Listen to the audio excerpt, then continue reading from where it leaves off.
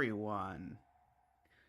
I hope everyone is having a good day. I am in an ongoing battle to get my garden set up for next year, so that has been my major thing. But I wanted to start by welcoming new windmill Paulfly. Tristan says something is wrong. Is the sound not on? Uh, so uh, so welcome to Paulfly as our new windmill. Let me get you a windmill dance. Woo, woo, woo, woo, woo, woo, woo. Zach nearly knocked over the iced tea in his enthusiasm, but very much welcome, Paul Fly. I can, I believe, say that Ranks and I recently recorded a second. Oops, I hit the button on the back, so Tristan's going to be upset about that. I don't know what it'll do. We'll find out. But words on. Oh, I can also share that Ranks and I recently recorded a Paradoku, a Paradoku video. So if you've not seen our video of us solving a Paradoku, which is a type of puzzle where there are two of you solving it, but each of you is looking for each of you is looking at a different grid with different clues, and you communicate with each other to try and solve it. We solved one of those, and I can reveal we recorded a second one because the first one was popular, and the second one was by Paul Fly and was quite lovely. So you can look forward to that releasing at some point in the future. I can also say I enjoyed both of the Paradokus so much I have been trying to make my own Paradoku. We'll see exactly how it comes out, but I'm trying to make one, so find a friend if you are interested in doing a Paradoku at some point. Hey, Pause, welcome.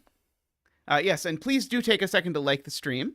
It is always appreciated when people do that. It helps the magic YouTube algorithm find things.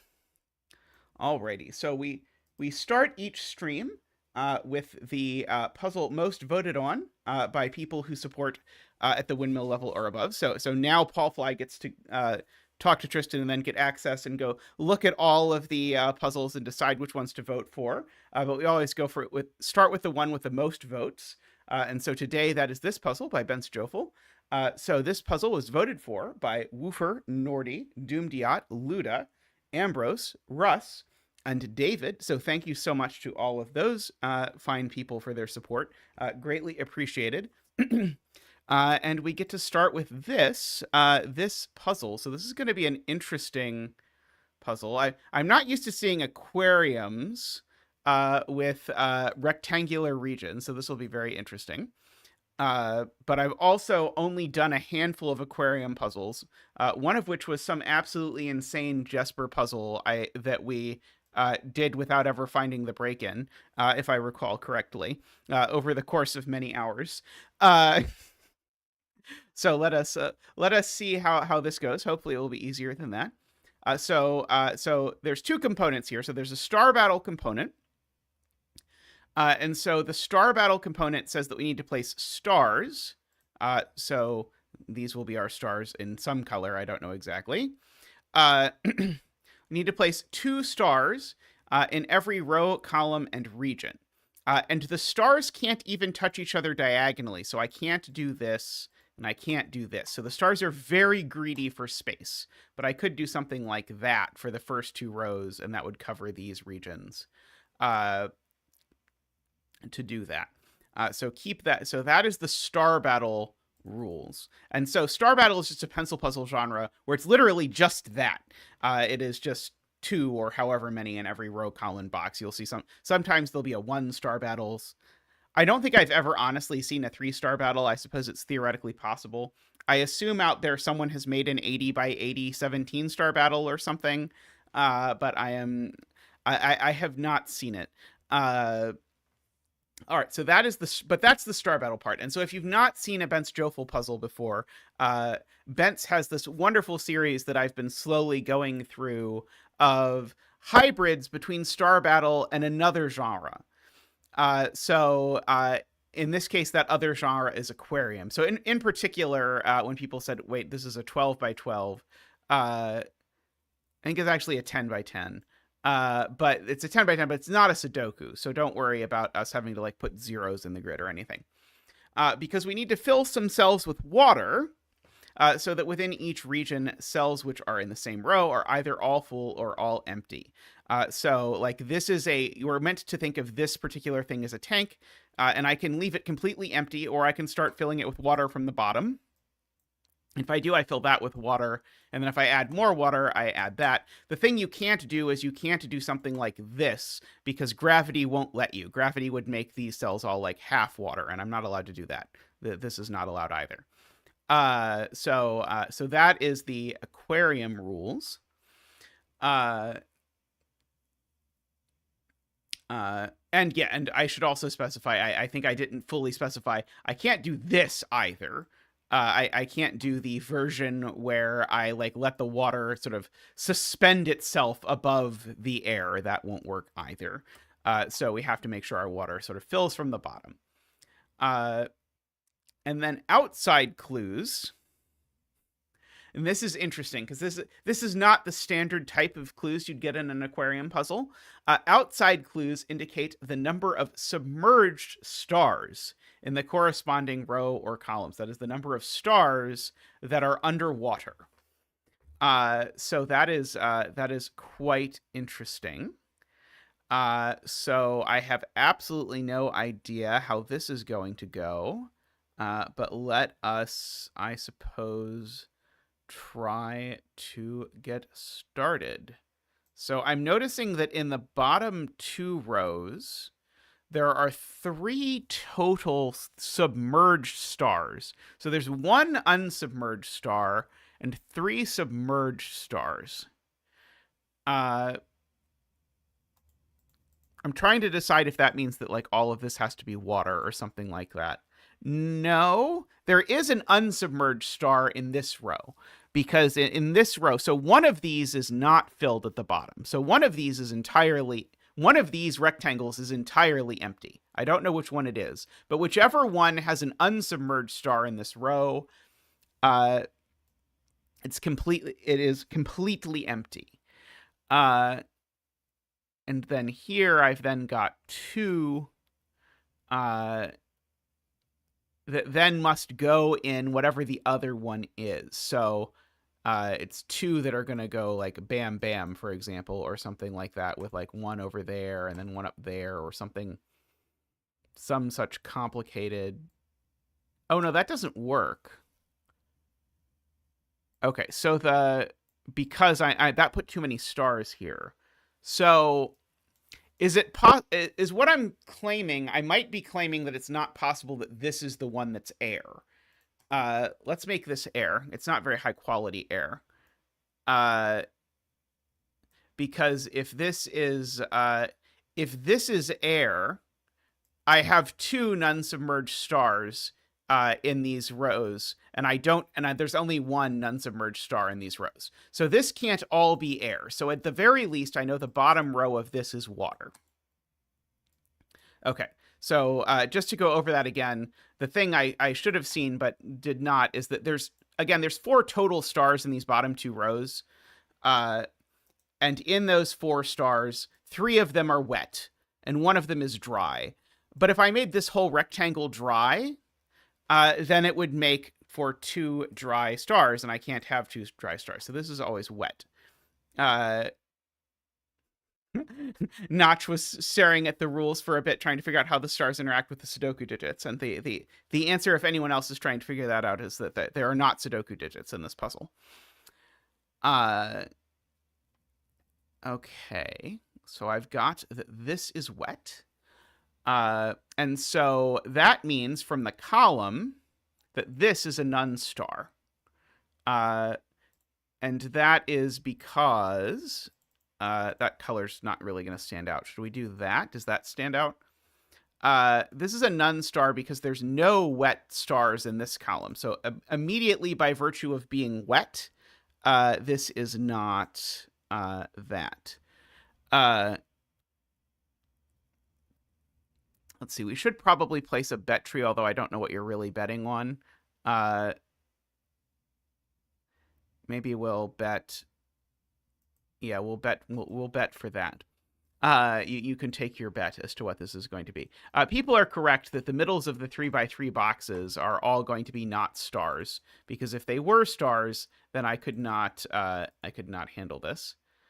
I could not make it work, because if it's a star, I can't put another star in the box. It blocks out the entire box by virtue of doing that. Okay. Interesting. No wet stars here. You have to bet starness and wetness for full bragging rights. Okay, so one of these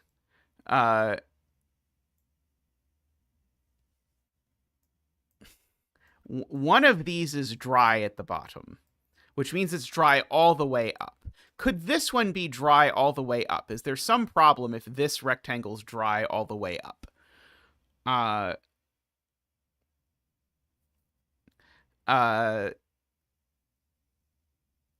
If this is dry all the way up, then it just doesn't have any stars in this row. But that doesn't seem like a problem immediately.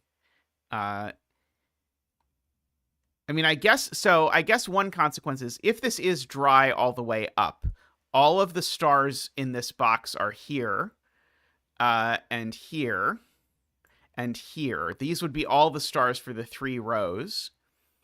That would immediately place 2 stars here, because this row would need 2 stars. So in this hypothetical universe, yeah, feel free to say, if you see something, feel free to share it. So in this hypothetical universe, these cells would both be stars. And this whole thing would be wet. Is that a problem? Yes, that is a problem, but in a complicated way. No, sorry. No, I don't think that's a problem. Because if this is 0, I don't think it's actually a problem.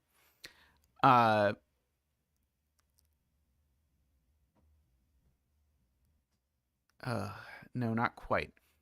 Unless I lost track. It's possible that someone in chat will say that if I paid attention closely to what I just said, it was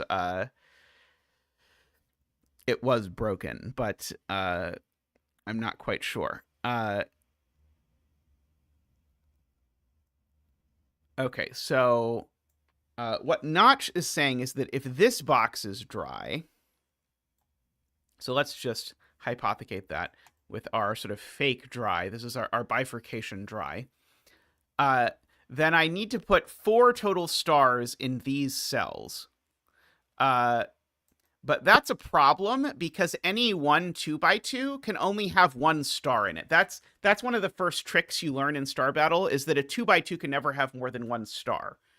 And so if we do make this dry, then we now have at most 1 star here, at most 1 star here, and at most 1 star here. That's at most 3 wet stars, but we actually need 4 wet stars. So therefore, this is not dry. And so at least the first row of this is wet, which means the bottom row of this is dry. And as soon as the bottom row of this is dry, the whole box is dry. Good spotting by Notch.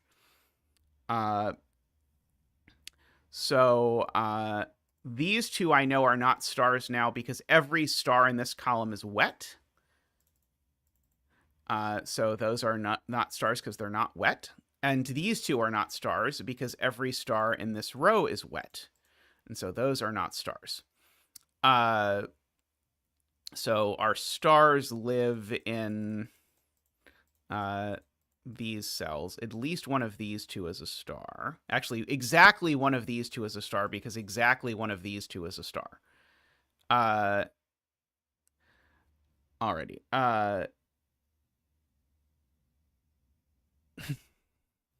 This is a good puzzle for bad internet, because you can watch it 144p and still follow what's going on. That is true. Yeah, there are a lot of puzzles we do on this stream, and including many by J herself that would not be easily followable at 144p. I was going to use the darker gray for my sort of like bifurcation marker, but I can, if this gray is a little too, if that gray is a little too invisible, we can do that. I have sometimes used green, but then green sort of feels like land, and then it's weird to have land floating above water. So what I use for not water is always weird. Doomdyat would request not use the human flesh color. Which is fair, I suppose. Let's see. Okay, so in this row... and in this row... Oh, no. In this row, none of them are wet. I was going to say the wrong thing again. In this row, none of them are dry. So... or sorry, in this column, none of them are wet. So that's definitely not one of them. So we've got that.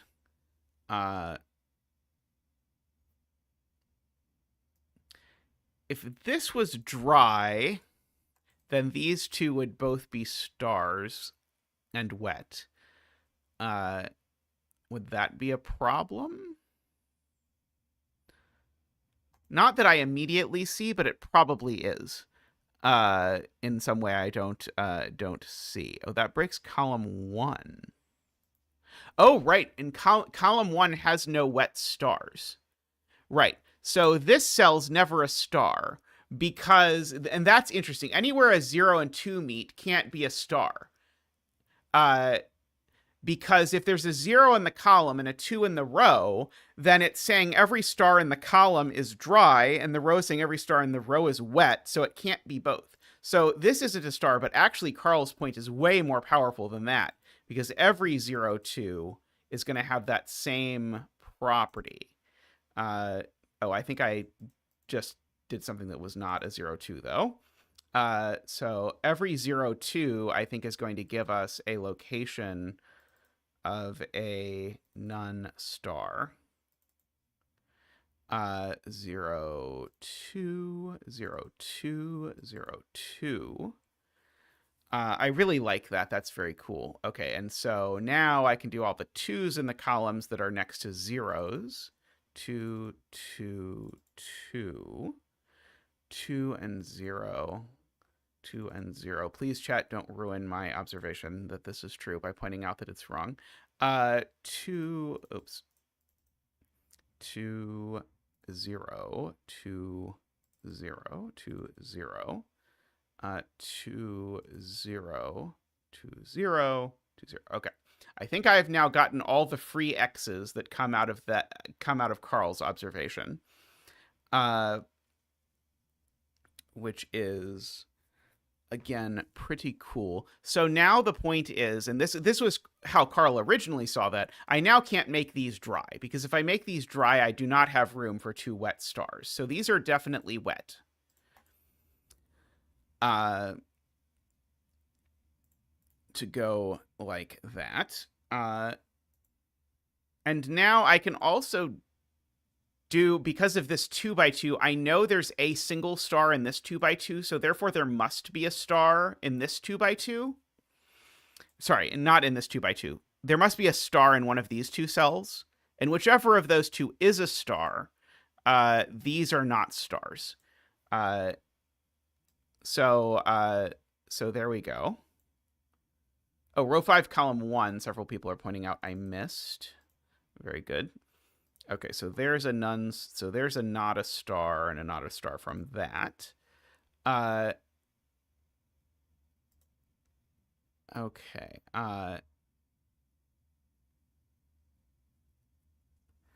So yeah, this middle left box is quite getting quite constrained in lots of ways.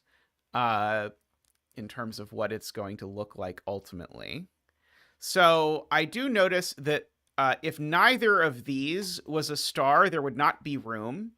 And there are no wet stars in this box. Sorry, there are no wet stars in this column. So if I fill this with water to the top, it breaks. Because if I fill this with water to the top, I just can't do that. So the top row here is always air. I don't think it does anything, but it's true. The top row there is always air. Happy Friday, Crispy.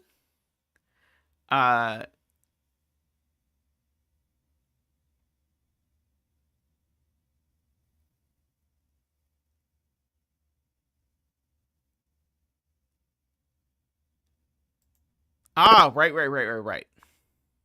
That is genius from Paul Fly. If this is a star, all of these are wet and this isn't. And if this is a star, all of these are dry. And so since all the stars in this column are wet, it's not. So that's a fantastic spot from Paul Fly.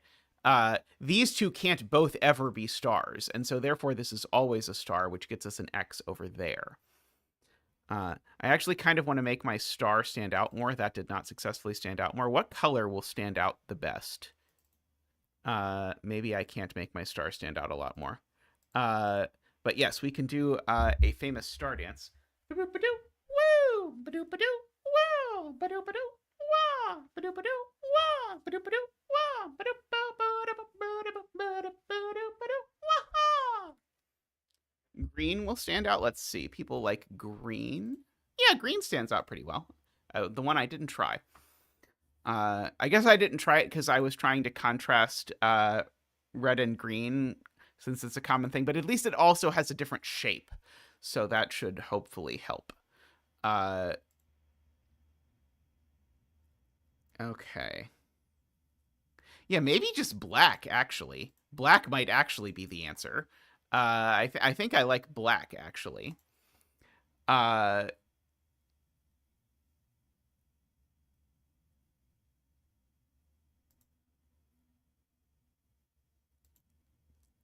we could also do something like, yeah, the like darken the cell. So yeah, the fact that every cell in this column is wet tells me that I've got to have one cell in this column down here. But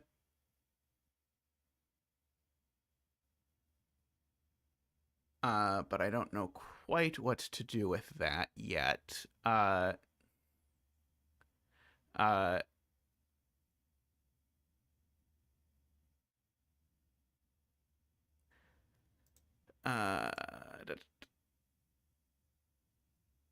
Top right box can't be fully air. Right. If this box is fully air, Tesseralis points out, then I would have to put these 3 wet stars in these columns. I'd have to put them down there, and that's not going to work. So at least the bottom row here is wet.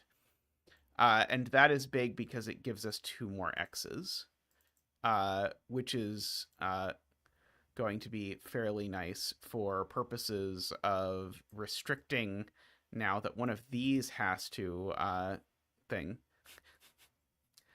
Wet stars is not your favorite phrase.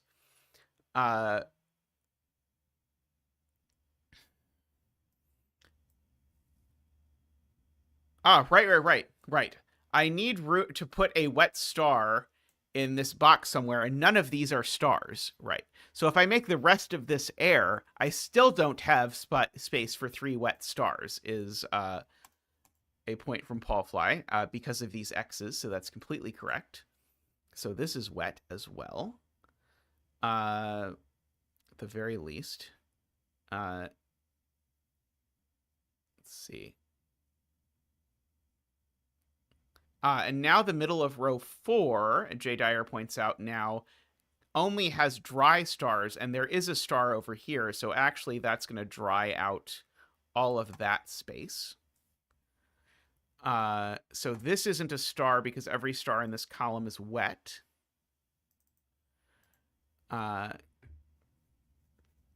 So we have that.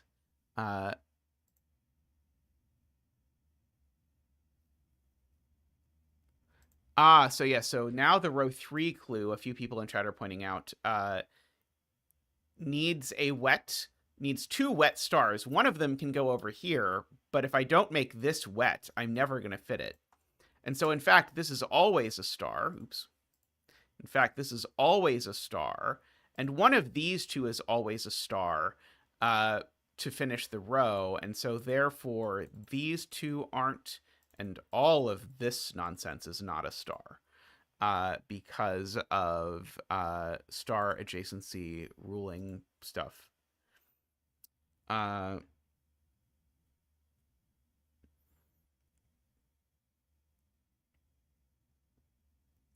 Row 3 and 4 of column 6.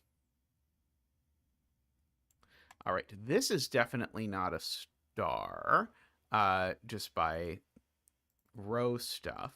But one of these two is a star, so that's not a star. Because of that.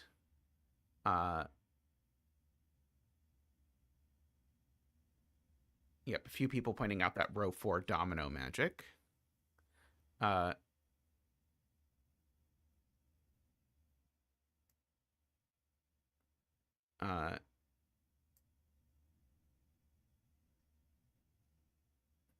see. Paulfly says that the middle of this row has to be wet. If the middle of this row is dry,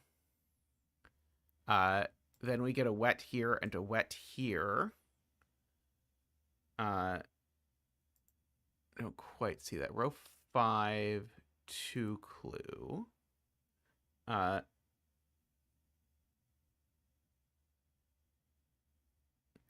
Yeah. Oh, right.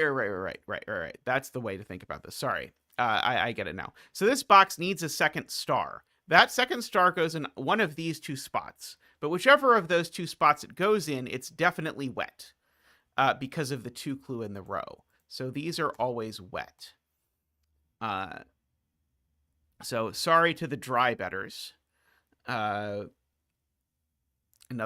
unusual phrase for the channel. Okay. Yes.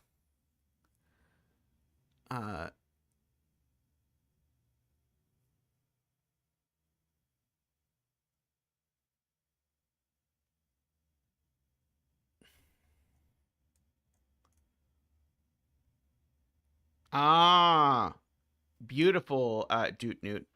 So Doot Newt points out that by examining this box, I know one of these is a star and one of these is a star. But the one of these that's a star is the wet star for column 4. And so therefore this would be a second wet star if it were wet. And so people who guessed wet star have successfully won the bet. So congratulations to all the wet star bettors out there. May all your betting tree wishes come true. I believe you were the first bettors to successfully win a wet star bet. Let's see. In the history of the channel. Yeah, so one of these is wet at least, if not all of them. Oh, yeah, these can't both be wet, because if they were both wet, it would break this row.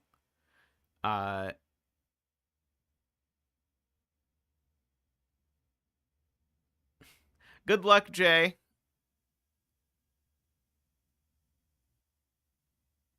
Yeah, it was at the intersection of 2 2s, so wet star was a very reasonable guess. I guess dry star was impossible from the beginning if you understood the rules.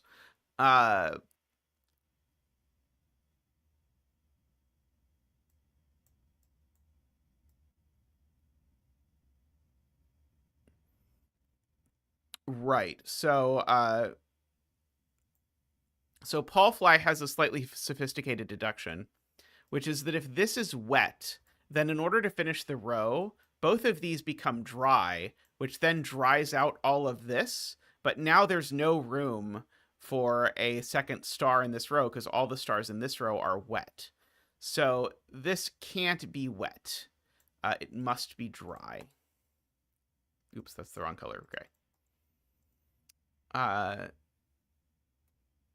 And so in particular, I guess what I'm saying is one of these two has to be a star. Because if neither of these is a star, then again, I make both of these stars, which makes them both dry, which makes the row above it dry, which then breaks. So one of these is a star, and so therefore that's not a star, is the consequence. Oh yeah, we can use a little black line to indicate places we know one of the things is a star, is helpful. We at least know that combo of things.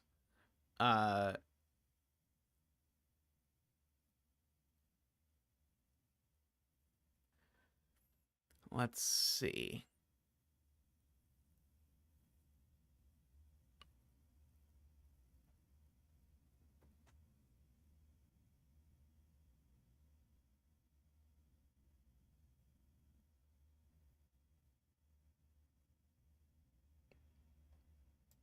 Yeah, I guess I know like one of these two is a star, and one of these two is a star.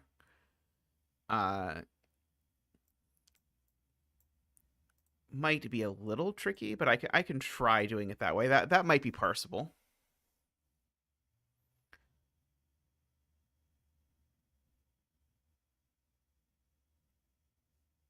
Oh, congratulations to Agent, making it to Cracking the Cryptic today.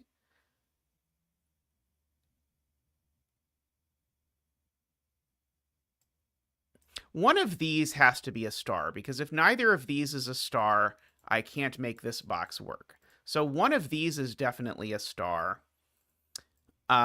which does all kinds of things. It makes this blue, but it also makes this not a star, which means this is definitely a star. So I can get rid of that line. And in fact, places that over there, which is going to X all around it, as you would expect. Now, does that tell me anything about what's happening between these two? I don't think so. Oh,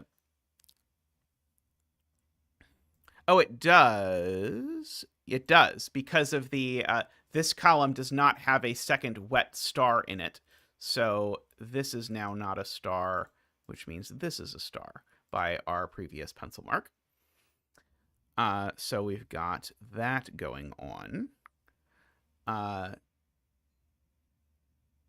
Okay, so we have all of that.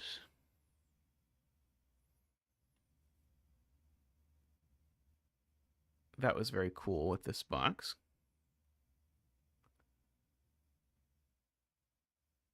Column 9 still needs a wet star. That's correct. So either this is wet all the way up, or this is wet all the way up.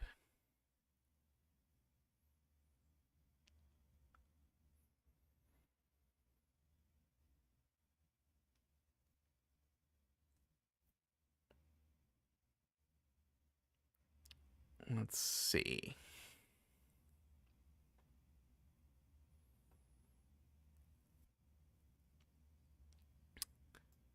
This row only has, I suppose, two possible places where the wet star could go that it needs.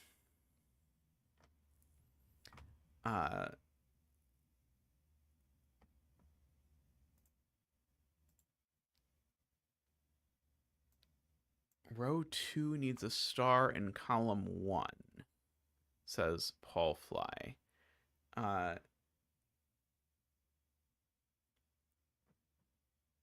Oh, I just never X'd this. That's why. Okay. So yes, having now put in the X that I for some reason was not seeing, Paul Fly's point is now very clean, which is that if I don't put a bomb here, I need to put two bombs here, but one of them is wet and one of them is dry, and they're in the same row of the same box, so I can't do that. So this is always a bomb. And so that actually is going to place the other bomb in this box as well. And so that is going to rule bombs out of the rest of this column. So we have both bombs in this column. What did I do? 3 bombs now. Oops. Oh, ha ha ha ha. Yes. Okay. Sorry. Right. I put 3 bombs in the box. I should only put 2 bombs in the box. That is probably better. This box still needs a bomb here, though, now. Which now means this isn't a bomb. This being a bomb now is wet. So that goes wet all the way up to here. This is red, which means this is a bomb. I don't know why the stars have become bombs. But somehow the stars have become bombs. Let's see. This bomb is dry because of the column, so all of this is dry. And there's a star in here somewhere, so it's definitely wet because we need a wet for this, which means this is not a star because none of the stars in this column are wet. Okay. Row 7, column 2. Yes, this definitely needs to be a star by the column, or we've got huge problems. I agree. And I need one of these two to be a star, but I can't make both of them stars. And so therefore it's wet by the row, which means all of this is wet. Thank you to 3 in the corner. I appreciate your work. So that is not a star.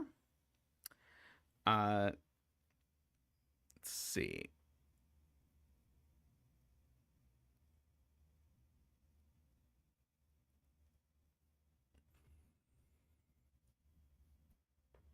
So there is a dry and a wet bomb in this row. Oh, I know. Let me just fill in. I know one of these is a bomb. Let's do that first. So that means those are not bombs. And so one of these two is a bomb.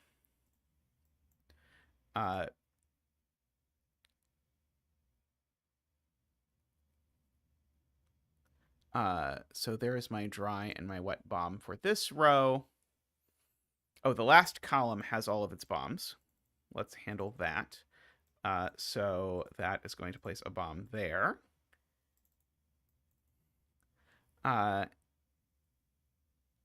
Okay, so we've got that all in. This column needs another bomb, and there's only one place it can go, so it goes there. And so that is going to unfortunately obviate the need for understanding Paul Fly's point, because it is going to wet this, and now this row needs a dry bomb, so these are going to be dry.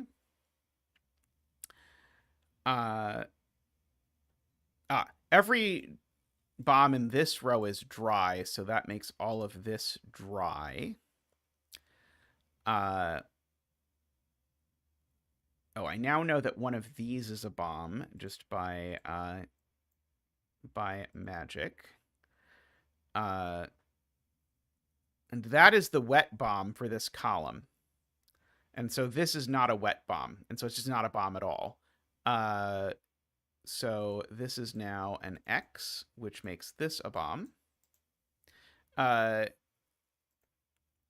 So we've got that, which I guess is probably not telling me a whole lot, if I am being honest about it. Okay. Column 6 bombs. Right, this column needs bombs. Is a fantastic point from Crispy, who is going to spare me from the count I was doing in my head of what was happening in columns 4 and 5. I was slowly getting there in my head to explain what people in chat were doing, but Crispy saved me by pointing out the lower hanging fruit. So we've got that going on, I believe. It does feel like using bombs is overkill. Let's see. This is a 0, so therefore all of these are air. And so we have finished our coloring in order to make that work. Oh, and this bomb has been touching this cell for who knows how long. We won't speculate as to how long. So that is going to place that bomb up there. And now we try and figure out how the rest of this resolves. Oh, it resolves by the fact that I have 2 bombs in this row. That's how it resolves. Da da da da. Also, I don't think this is a bomb. I think we did it. Hopefully. Fingers crossed. Jonathan believes row 10 should not have 4 bombs. Very nice puzzle, Bence. I liked that one a lot. It interests me that this one is listed as being 3 stars in difficulty, whereas just like having done a lot of the ones in this series, I feel like this was easier than a lot of the ones that were ranked as 2 stars. But yeah, the some of these aquariums are not very fish friendly. 3 bombs in difficulty. Perfect. Yes, agree. Alrighty, well, that was a great starting puzzle. I'm going to take a real quick break and be right back with another puzzle. See you shortly.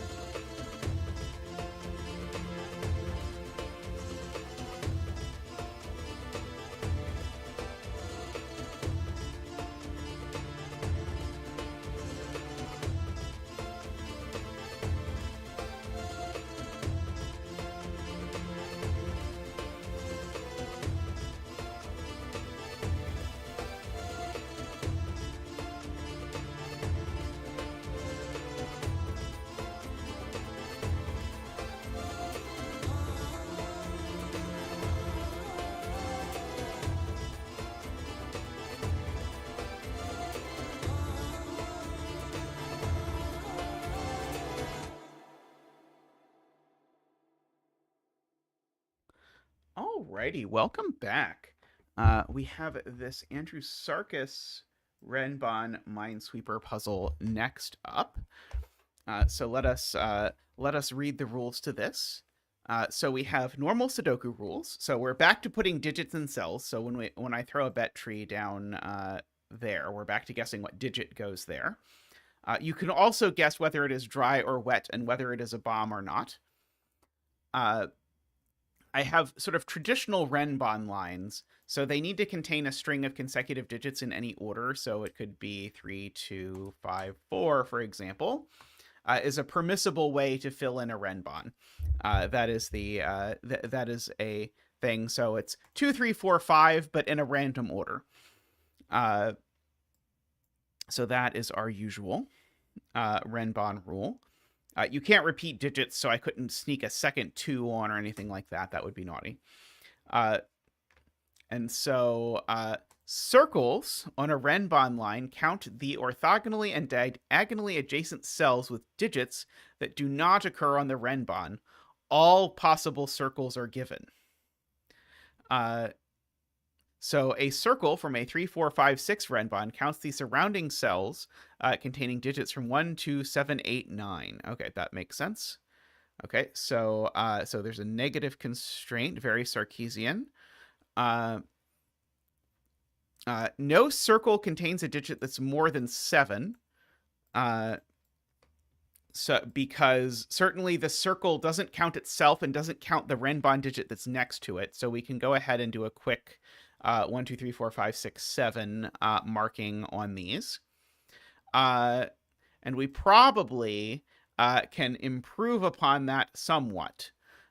So a lot of them can't even be anywhere remotely close to that large. So for example, this one can't be more than 4 because actually this one can't be more than 3 because the only cells it could possibly be counting are those.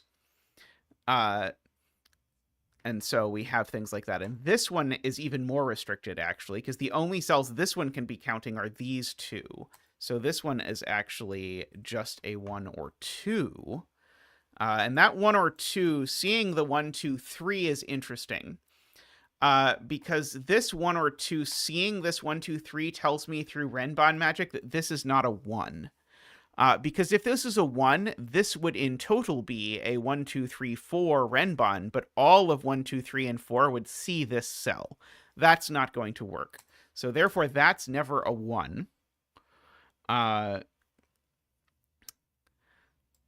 And if this is a 2, it doesn't work either for a slightly fancier reason, which is that if this is a 2... Oh, maybe, sorry, maybe it is just barely okay if it is a 2. I think it's just barely okay if this is a 2. Okay.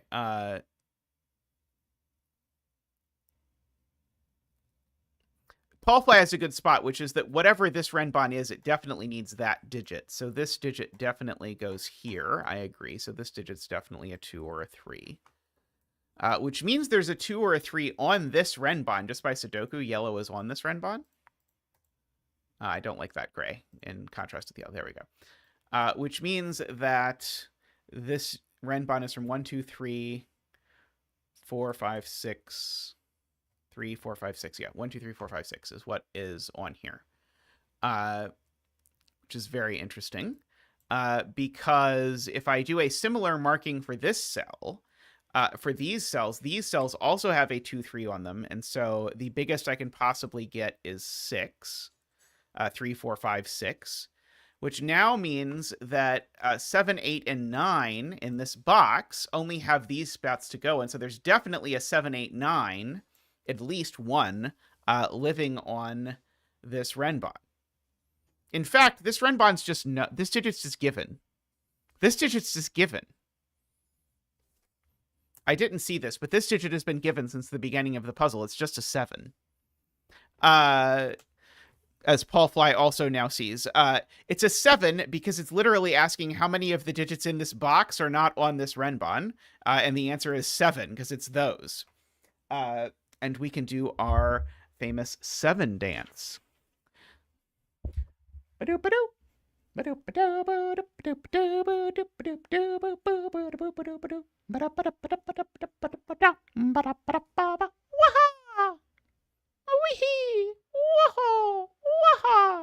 Thank you, Zach. Thank you.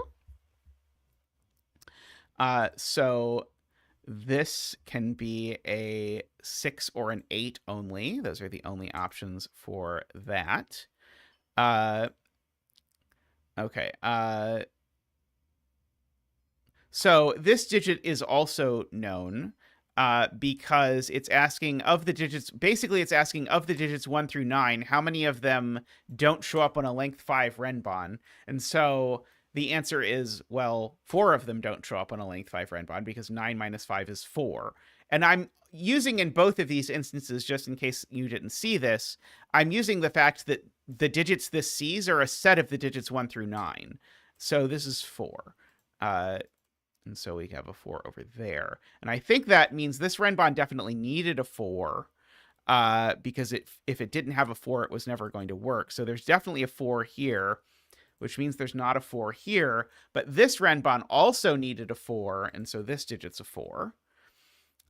So neither of those is a 4.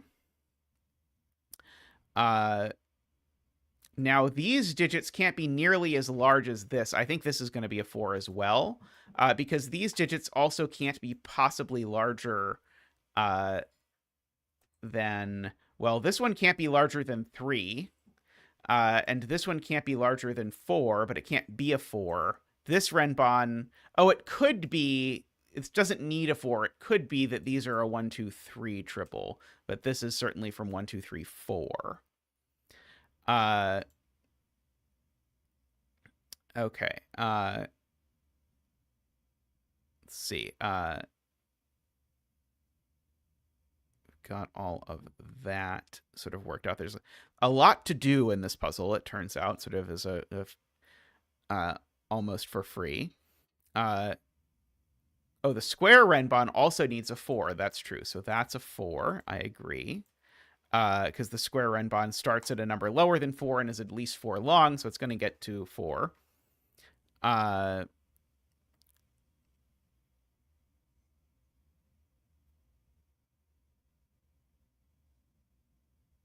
Right. So if I put a 1 on either of these, this is Paul Fly's point. If I put a 1 on either of these two cells, then it's going to make these a 1, 2, 3 triple with a 1, 2 in the column off of it. So there's no 1 there.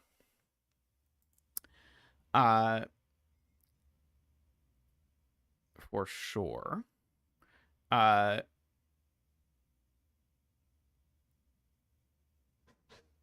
Yeah, so there is a 5, I agree. And so so none of these are 5.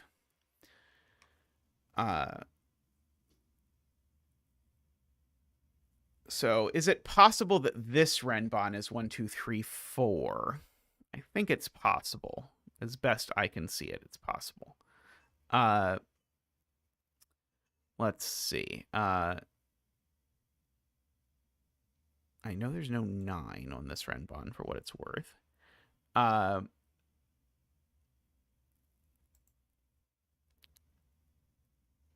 Wait, couldn't this have been a 4? Oh, no, it can't be a 4.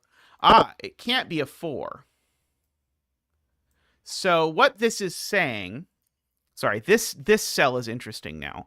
The fact that this is not a 4 says one of these digits is on this Renban. So it's that one. So that digit, I'm just going to make it green, shows up in one of these two cells. And that's really interesting. And that's the only one it could be. Yeah, and so this needs to be a 3 exactly, right? There's no way this is not a 3 now. Because there's no other digit that this could see that could be on the Renban. So these 4 digits... all except green is there. Oh, yeah, I don't know why I decided that that couldn't be green. But it still makes this a 3 for sure. And now this assuredly can't be a 1. Right? If this is a 1... Oh, this could be a 1 if that's a 3, can't it? Right? That can be a... These could be a 3 green pair, which would make that a 1. That might be possible.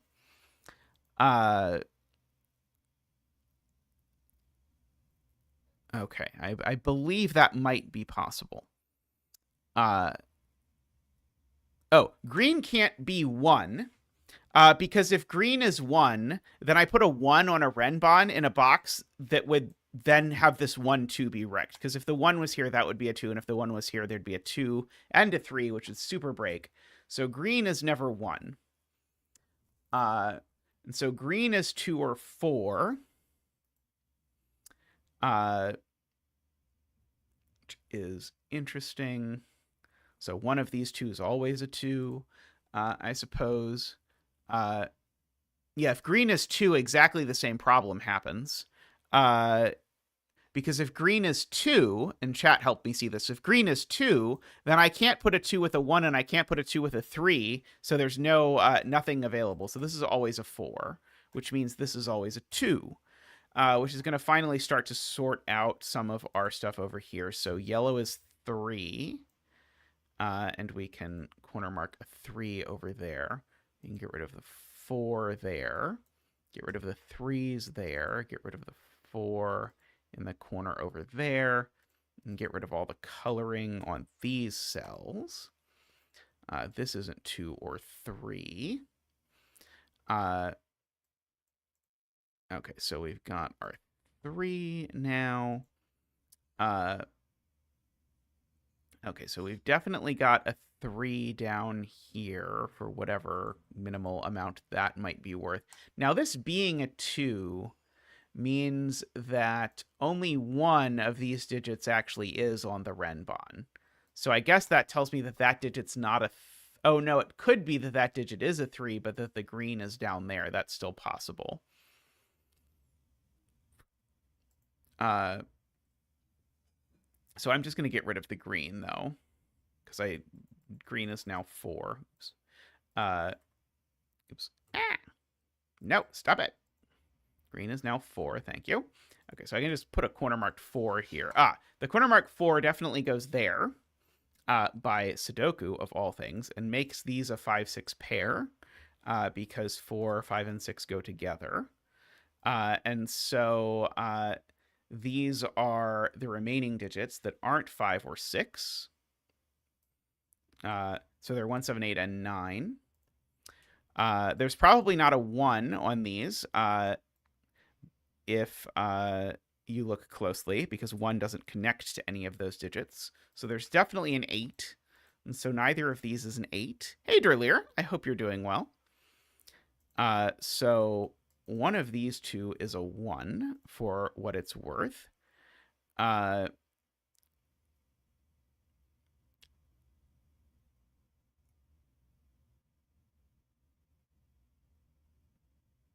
I'll try and understand that this isn't 1 point in a second. Do not immediately understand what people are saying. I wanted to do all the sort of freebie Renban stuff over here first. Let's see. By the circle, 3.8 is 3.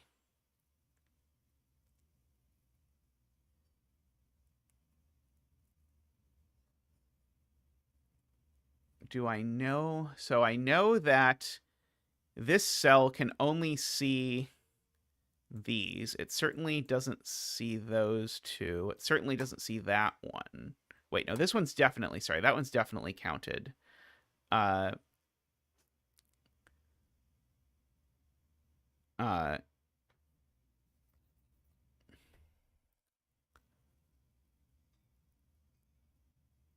Oh, I now know what's going on with this too.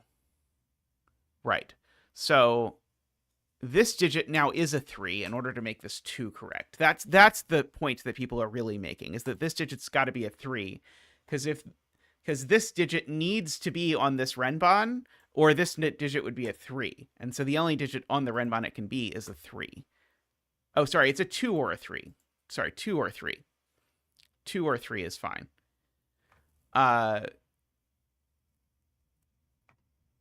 Yeah, 2 or 3 is fine, which means this Renban needs a 4, which gives us another 4 into the grid, which places this 4 up here now.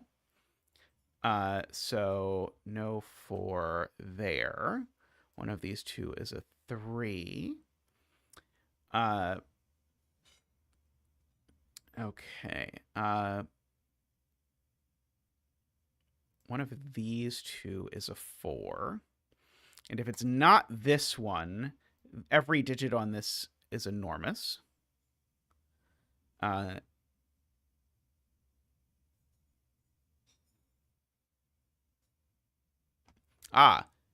There's no 5 on this Renban unless it's here, so therefore this can't be a 6, is Mr. Don's point, which is gorgeous. Well spotted, Mr. Don. So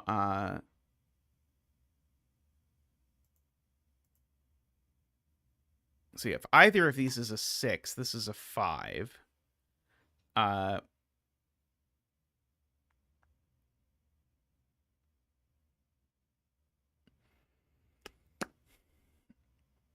Sure. I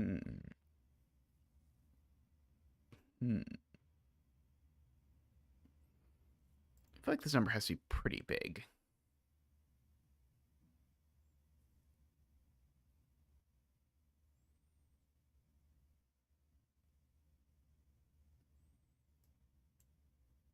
See, people are saying these can't be 1. As if they're 1, these would be a 1-2 pair. Right. If these are 1, right. That's very cute, right? If one of these is 1, the other's a 3, and now the Renban doesn't have a 2 on it, because it's the 3 corner mark I should be looking at. I was looking at it in a more complicated way than I needed to. But if this is a 1, it needs to be joined by both a 2 and a 3, which is not going to work very well at all.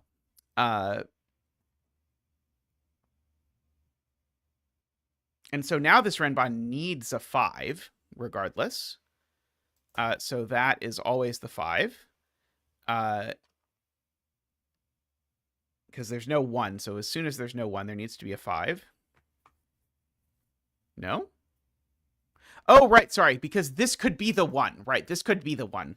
What am I saying? Nonsense. Okay. These are an 8-9. Oh, not quite. These are not quite an 8-9 pair. One of them is definitely a 9, though. Yeah, Tristan, I think, turned my mic up way too much. I'll turn it down. Let's see. I already turned it down. I can turn it down more if you want. Did you turn it down and... Never mind. I don't think you actually turned it down. I watched the blue dot go 1 down. Oh, okay. I can turn it down again if you want. Well, just keep an eye on the meter. Okay. So I know that these are from 1 to 5, I suppose. That one's not 5, I know as well.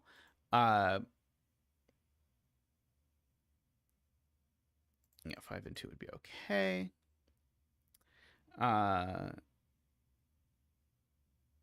Okay.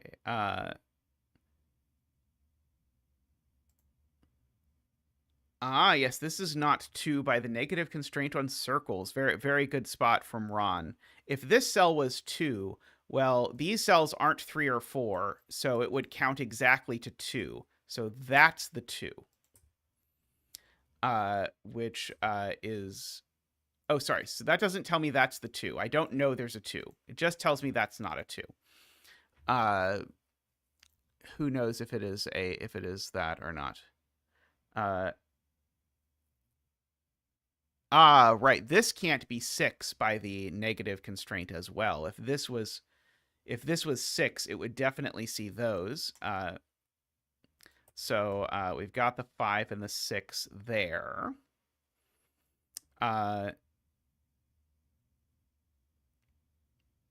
Okay.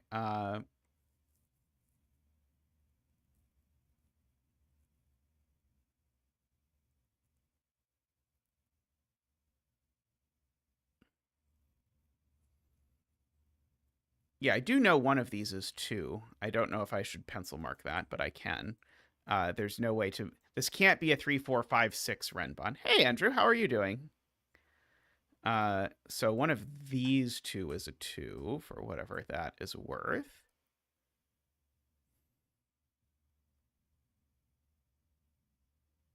Yes, this is a 2, 3, 5, 6 quad.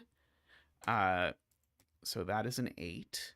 And these are a 7, 9. No. These are a 1, 9, apparently. So apparently there's only going to be 1, 7 in this box. This digit is certainly at most 4, so it's not 5, 6, or 7. This can only be 1, 2, or 3, which then by Renban stuff means this digit's also 1, 2, or 3. But it can't possibly be a 1, because at least these two digits are not on this Renban. So this is really only a 2 or a 3.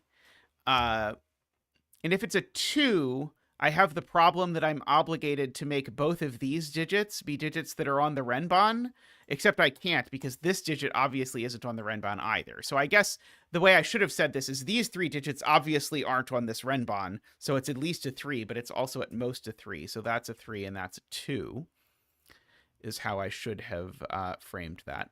And so now this Renban doesn't have a 3 on it at all, because there's no place on it for 3 anymore. And so therefore it is in fact just fixed as a 4, 5, 6, 7, 8 Renban. So this digit is not 4, 5, 6, 7, or 8.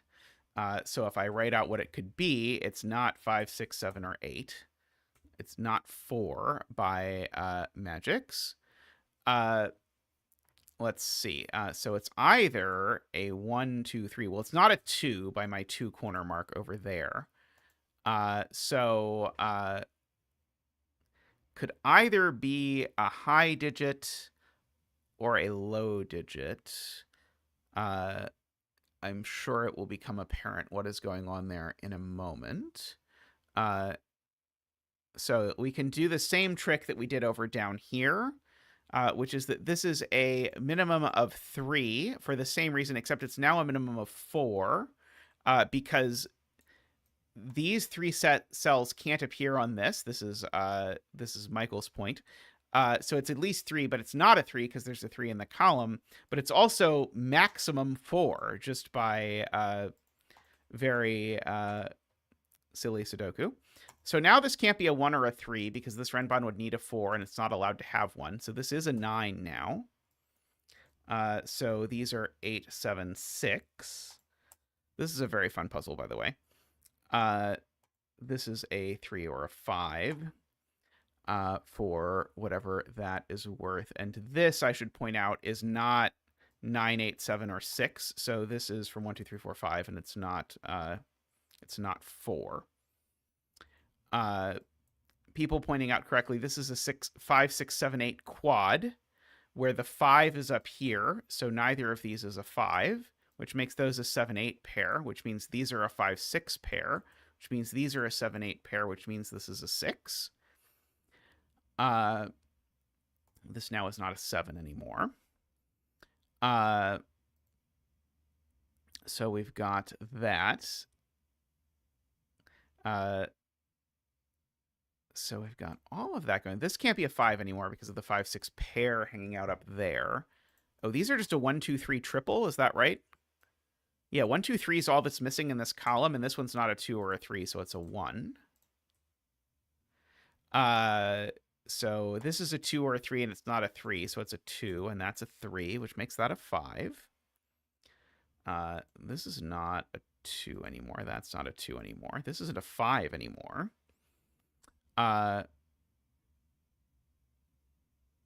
This one's certainly not a 1, because neither of these two digits appear on this Renban, because they see both digits on the Renban. And this being a 2 seems incredibly, incredibly unlikely. In fact, that digit's not on it either. So I've highlighted 3 cells for you that are definitely not on this Renban, which means that this is at least 3, and so therefore by Sudoku it is a 6. I think there's probably a good bit of leeway for this puzzle in terms of how it solves, just based on what we just did. So these aren't 7 or 8. So these are a 1, 9 pair, and that's a 2. Tristan would like me to lower the microphone again. Of note, the stream started with Tristan turning the microphone up for some reason. There's a 7-8 pair there, looking at that, making that a 1. So these are not 8. Oh, you want me to turn the OBS volume thing up? It's almost at the top already. I can turn it up a smidge. You can tell me if you like that. So this has become a 2 and a 5. I'm certain because chat told me that that this 2 is gettable from like an hour ago, but I kept finding stuff, so I never quite got to how it was known. So sorry to everyone who was committed to seeing this. I just never quite got to the point where I needed to take the time to unpack it in this instance. Let's see. These are some various digits. This is a 5 or a 7, by the way. Okay. So, yes. So, what digits is this 6 actually counting? It's definitely counting all of those numbers, and it's counting that one. So it's at least 5. It needs to be counting one more number. So if this was a 5, the 6 would actually count both of these, and it would be a 7 instead of a 6. So this can't be a 5, it's a 7. I would not have seen that, so thank you, Constanza. So that's an 8, and that's a 7. So these are not 7 or 8. That one's apparently not an 8, but these are a 1, 6, 9 triple, so that makes that a 7, which makes that not a 7. Yeah, that was a very sweet spot. That's an 8, and that's a 7. Okay, so now these cells are quite restricted in terms of what they could possibly be. This is never a 5 anymore because of the length 2 Renban. So it's funny. These are either a 1-2 pair or an 8-9 pair. This can't be a 1 because that would be an 8 or a 9. So this is a 2, 8, 9. So funnily enough, we have a weird virtual 1-9 triple, or sorry, weird virtual 1-9 pair in the row. So that's not 9, and that's not 1 or 9 for sure. This has a 2-3 pair looking down at it, which makes it a 5, which makes this not a 5. It is a 2 or an 8, which funnily enough makes a weird 2-8 pair, but this is not really going to do anything. There's definitely not a 6 on this Renban, because if there was, it would break this cell. And so there might be a 5, but we can't go higher than 5. So these are 1, 2, 3, 4, 5, and that one's not a 4. Because of that cell looking at both of these would need to be a 5, 6 pair for me to get to a 6. It's not a 5, that's not a 1. That 2, 3 and that 2, 3 are the same digit, but I don't think that's worth looking at. I think Sayori has a beautiful thing that I should do, which is to look at row 1 and see that these are a 5, 6, 7 triple, so that actually makes those a 2, 3 pair and not a 1. These two are a small pair of things. They're an 8, 9 pair, so that's not a 5, and that's not any of the other things that aren't 8 and 9.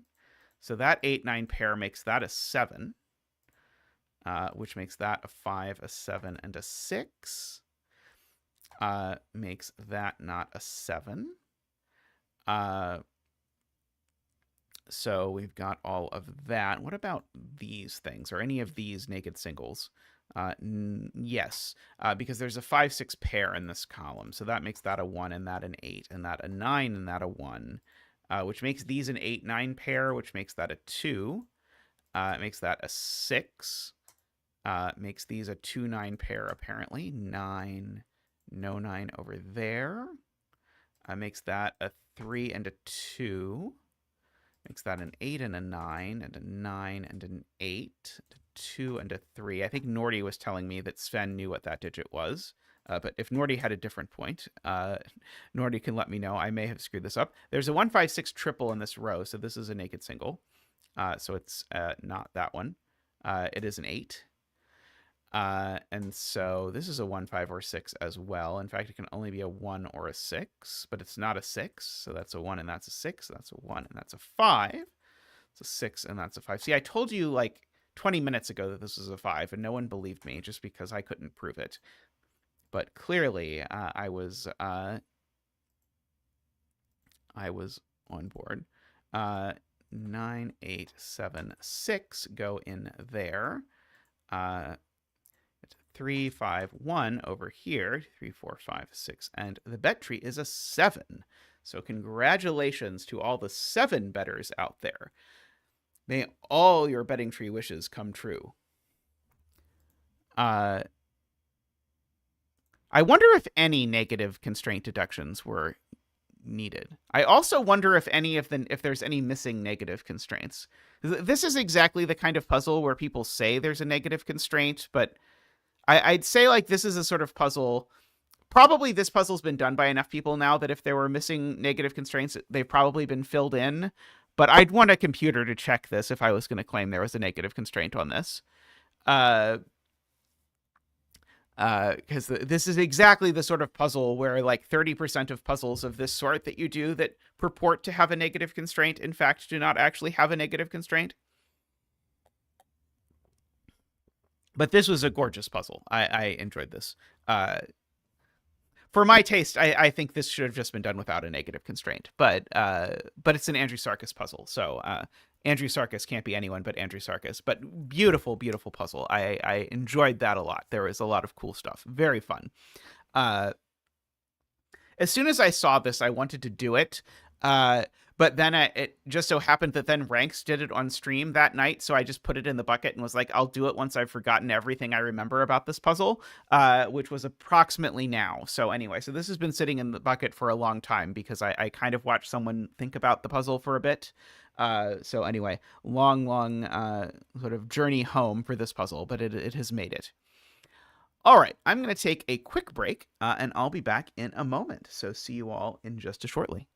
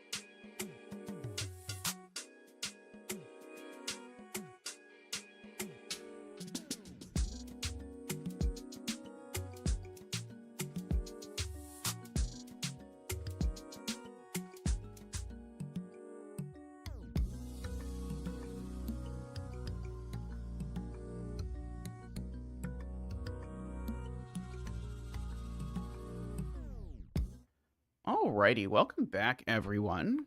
So looking back through the earliest puzzles in the bucket, and somehow there's a 2-10th puzzle in the bucket that I have not done. So let's do this puzzle. So this is a 159 lockout line puzzle. I don't do a lot of these, although I think 159 puzzles are super fun in in smaller quantities. There's not a lot of I'd say there's not a lot of depth to them, but they're very fun if you do like a few of them. When I started streaming, I was sort of at the height of these, and I did, I don't know, 20 of them, and then I got a little sick of them, but I'm happy to come back to these. And then we have lockout lines, which are a Rift Clown Tallcat creation. If you were to believe Tallcat, they are more of a Rift Clown creation, but who knows? But they're sort of like reverse between lines with an extra little twist. So let me explain how lockout lines work. So I need to put 2 numbers in the diamonds. And the rule about the diamonds is I always need to keep the diamonds at least 4 apart. So for example, I could put a 1 and a 5 in my diamonds here.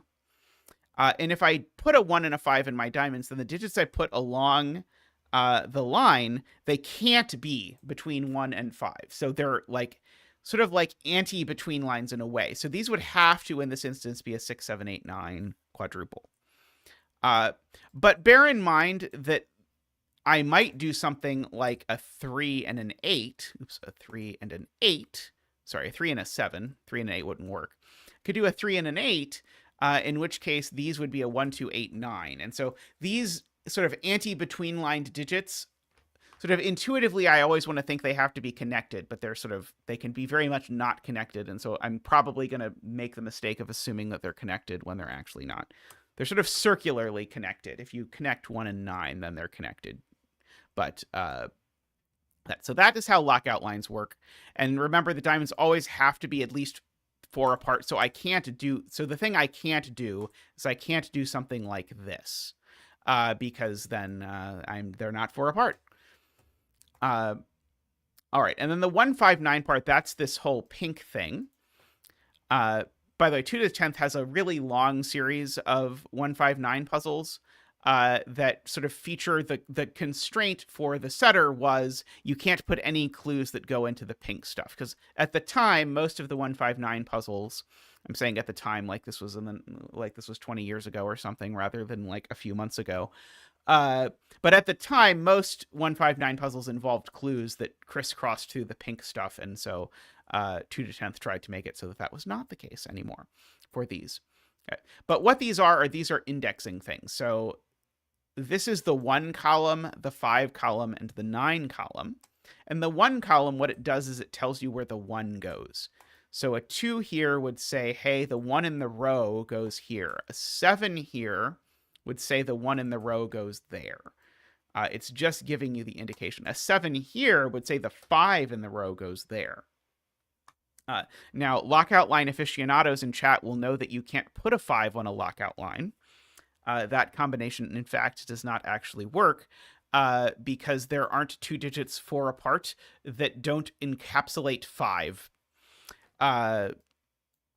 So this digit, spoiler, not a 7. So none of these, in fact, are 7. That's like lots of places.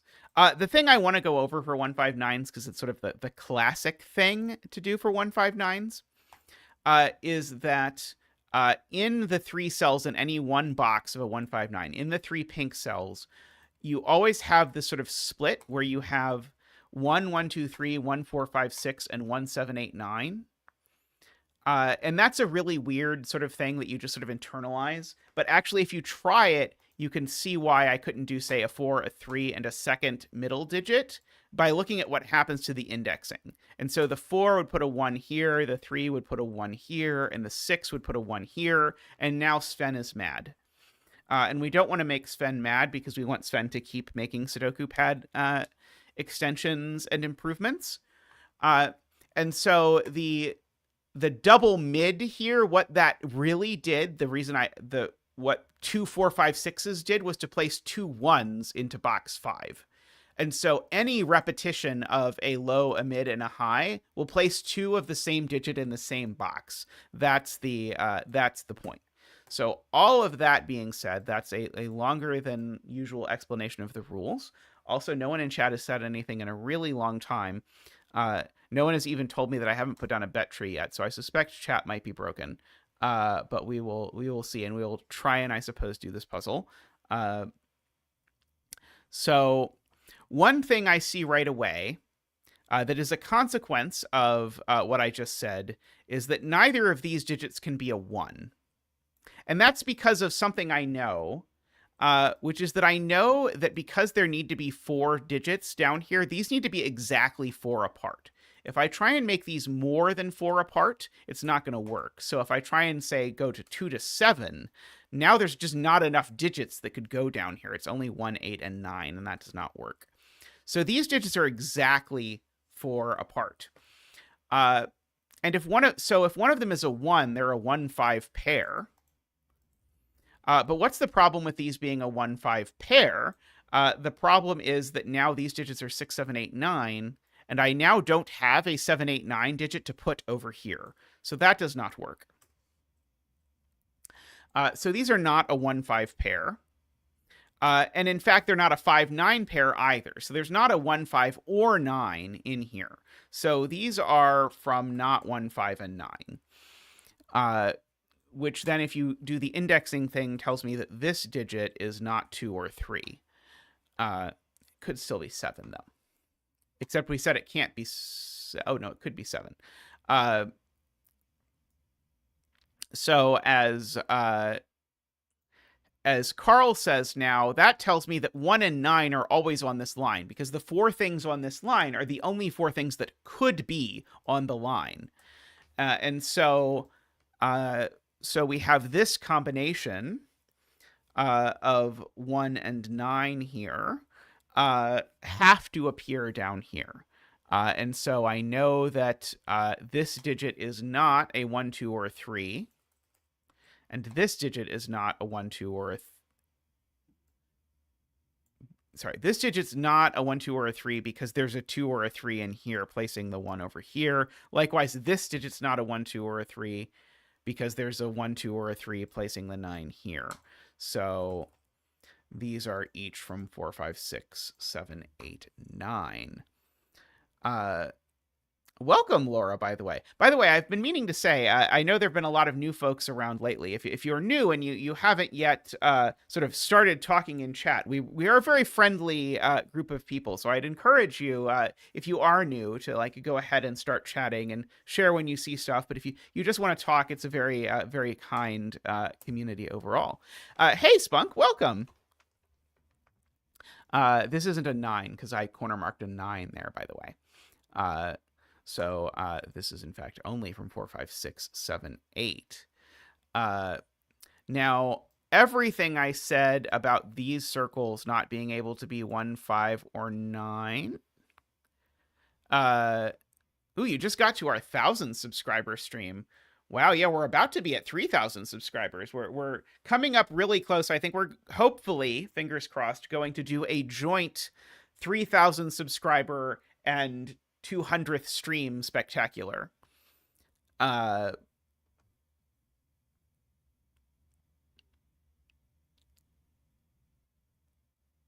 2 on the line. Right.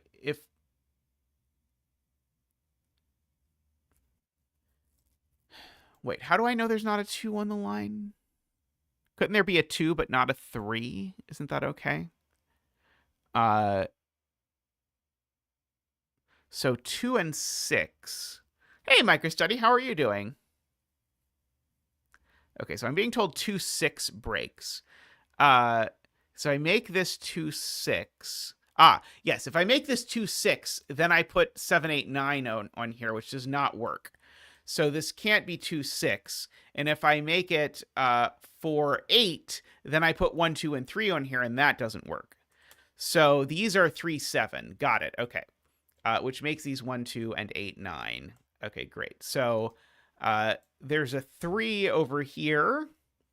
And the 3 over here, because I need a low digit, the 3 means the 1's over here. So these aren't 1. Okay, good. And this isn't 7, just for the record. This is an 8, just for the record. It's 4, 5, 6, or 7. There's definitely a 7 in this column. Somewhere, which means there's definitely a 1 in one of these cells, just by indexing nonsense. Okay, and And then we've got the other two 4, 5, 6s are here. So these are definitely from 4, 5, 6. So this can't be a 4, 5, or 6 is the point. I think. Because if... No, maybe this can be 4, 5, 6. I was thinking it broke if these were a 4, 5, 6 triple because of the indexing here, but in retrospect, I think that was silly, and that's not how anything works. So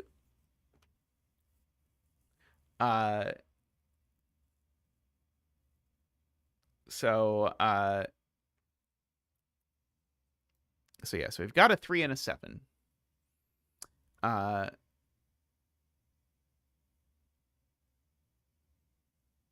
Okay, now the thing I know is I know none of these are 7 because I can't put a 5 onto a lockout line, but I don't know that I care about that immediately. Let's see. 2, 3, 4. Yeah, so these are also 4 apart. So if that were a 1, that would be a 5.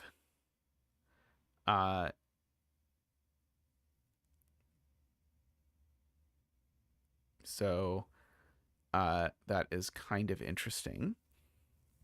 It means that if either of these are 1, 5, 9, they both are. Wow. Josh, celebrating being a member for 12 months. Let me get you a windmill dance. Ba-doop-ba-doo. Woo! Ba-doop-ba-doo. Woo! Ba-doop-ba-doo. Woo! Ba-doop-ba-doo.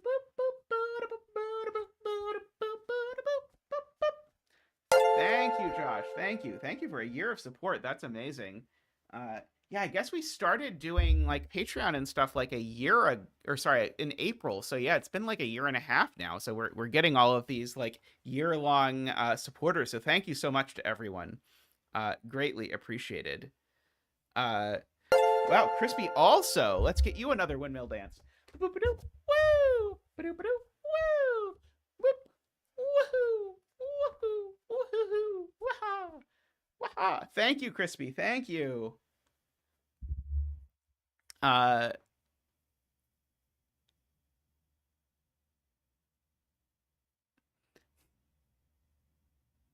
Okay, so the thing that is being pointed out is that if 1 isn't on the diamond, so I'm slowly going to understand this. If 1 is not on the diamond, then 1... Why does that mean 1 must go on the line? 1's never on the line. If 1 doesn't go on the diamond, 1 rules off. Yeah, 1 not being in the diamond doesn't mean it's on the line. It means it's definitely not on the line. Oh, right. Okay, I understand now. So the point is, if 1 is not in one of these 2 diamonds, then the thing that's on this line is everything that's not included between these 2 numbers, which will definitely include 1. And so if 1 is anywhere, it's definitely here. Because otherwise 1 just can't go in the column, is really, I think, what is the problem. Andrew is seeing it slightly differently, but that's really the problem. Is this needs to be all 4 things that are not between these 2 diamonds. And so 1 is either in one of the diamonds or it's on the line, but we've said 1 is in one of these 3 spots too, so that's definitely a 1. And we can get a 1 dance. Woo! Woo! Woo! Woo!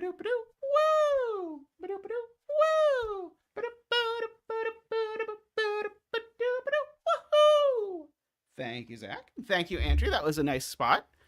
So this is a 5, and these are a 6, 7, 8, 9. Although immediately this one is not a 6, because if this was a 6, then these would be a 7, 8, 9, and then I would not have a high digit to put over there. Also, immediately this is a 7, some people would like me to point out, which is probably a good idea. So now this is a 4, 5, or 6, so this is a 3, which makes that a 1. Oops. So this is not a 4, 5, or 6. This is a 7, 8, or 9, which means there's definitely a 9 down there for whatever it is worth. This is no longer able to be a 1. Oh, this is not a 9 because of the column, because the rest of the column is 2, 3, and 4. And that one's not a 3, so it is a 2 or a 4. If I'm at least 4 away from a 2, 3, 4, that means this number is at least a 6. So this is a 6, 7, 8, 9, and it's not a 7 by Sven.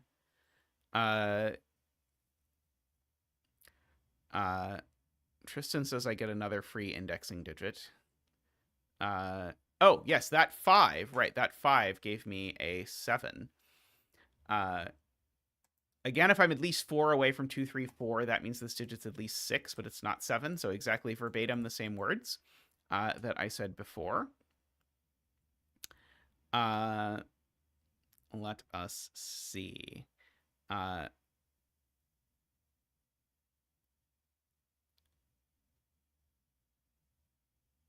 One of these two is the 9. So if that's an 8, that's a 9. And now I think that's going to force this to be a 6. Well, it's definitely going to force this to be a 6, which is going to force this to be a 2. But there's not enough digits to put on the line. I don't think this can be an 8. So the thing I have just... Oh, no, maybe there is. 8, 9, 7, right? This would be 8, 9, and that would be a 7. Never mind, it's okay.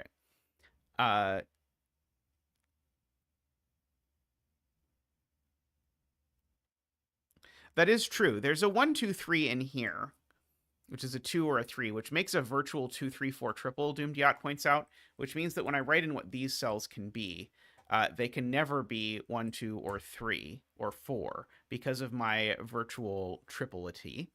They're never 5 because they're on a lockout line. And you can't put 5 on a lockout line. This one's never 9 because the 9 in the box is down there. But I can't put a 6 here at all, because if I put a 6 here at all, what am I going to bound it by? The only lockout line combo that can have a 6 is 1, 5, because they need to not encompass the 6. But that places the 6 there. Which makes that a 2, which makes that a 4. Which makes this a 3, 5 pair. So that's the 5 and that's the 3, apparently. The 5 there gives me a 9 there. This has become a 3, so this is not a 6. This is not a 9. Oh, that 3 gives me a 9 there by indexing. So those are a 2, 8 pair. Sure. One of these is a 3. But I don't think I know anything about which one it is. This one's not a 7 because there's a 3, 7 pair looking at it, the most minor of deductions.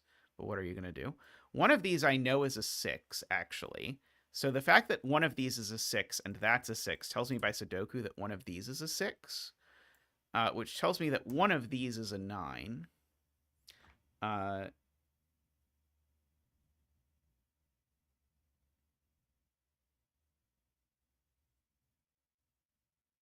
I don't think I immediately know anything about what they are. I guess this doesn't have that many candidates because it's either a 1, 2, or a 9. Those are the only options for what this digit can be, just because it's either less than 3 or more than 8.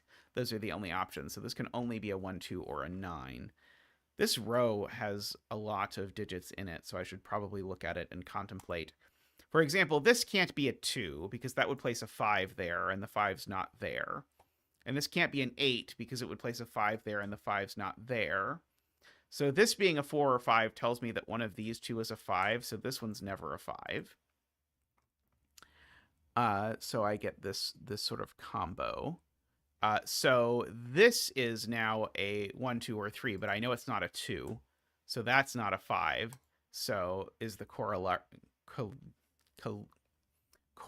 of that. I was trying to say it the Simon way. Corollary. is the Simon way, I think. So this is a 1 or a 3. So yeah, one of those two is a 5 is the thing that I get out of that. Let's see. Right. Well, one of these numbers is a 9. So this is never a 7. Is Nicholas's point, I believe. If any of these is a 9, there's a 7 over here. Otherwise, none of these are 9. So the weird consequence is this can't be 8. Yeah, this can't be 8. That's weird. If this digit was 8, the problem is both 7 and 9 would appear on this line in box 6. But I'd also need a 7 over here to index the 9. So that's never an 8.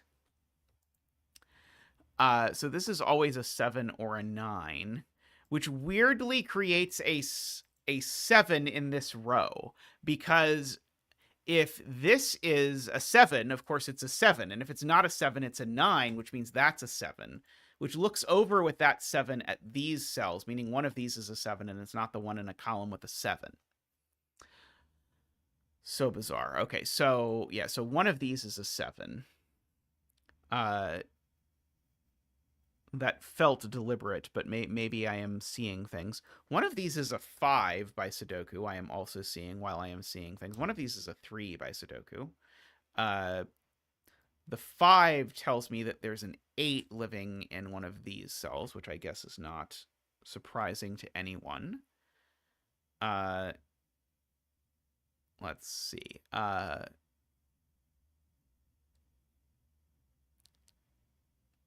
Yeah,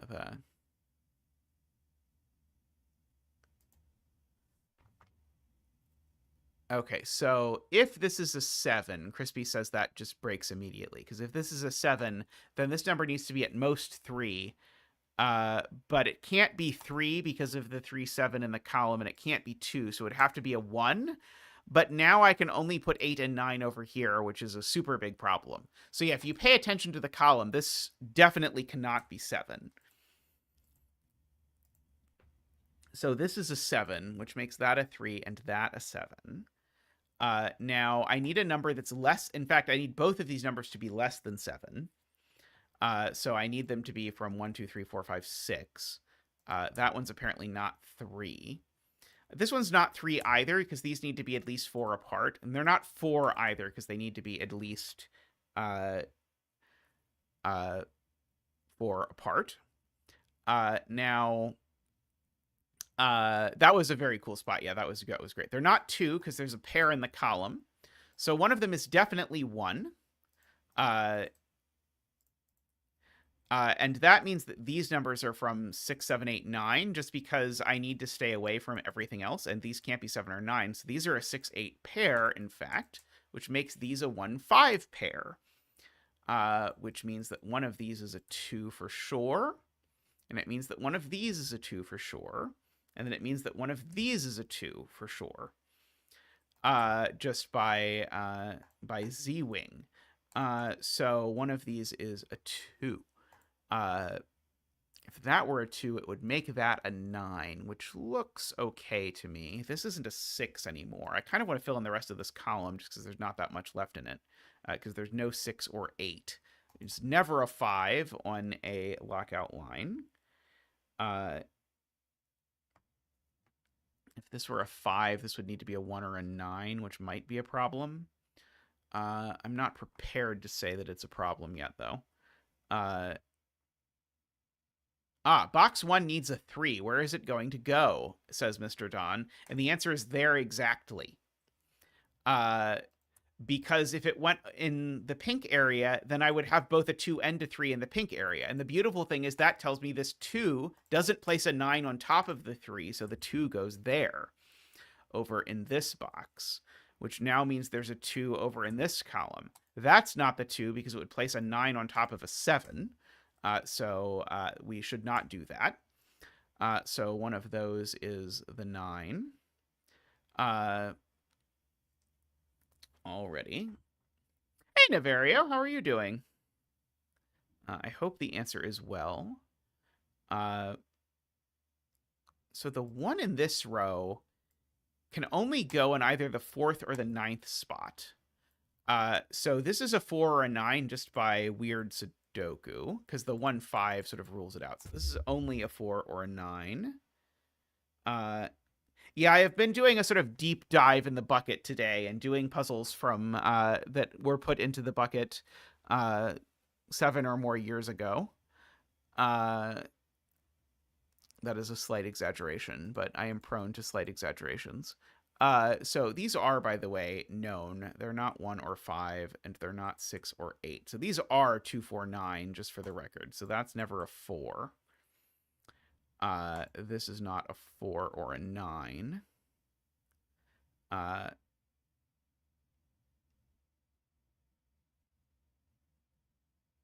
Okay.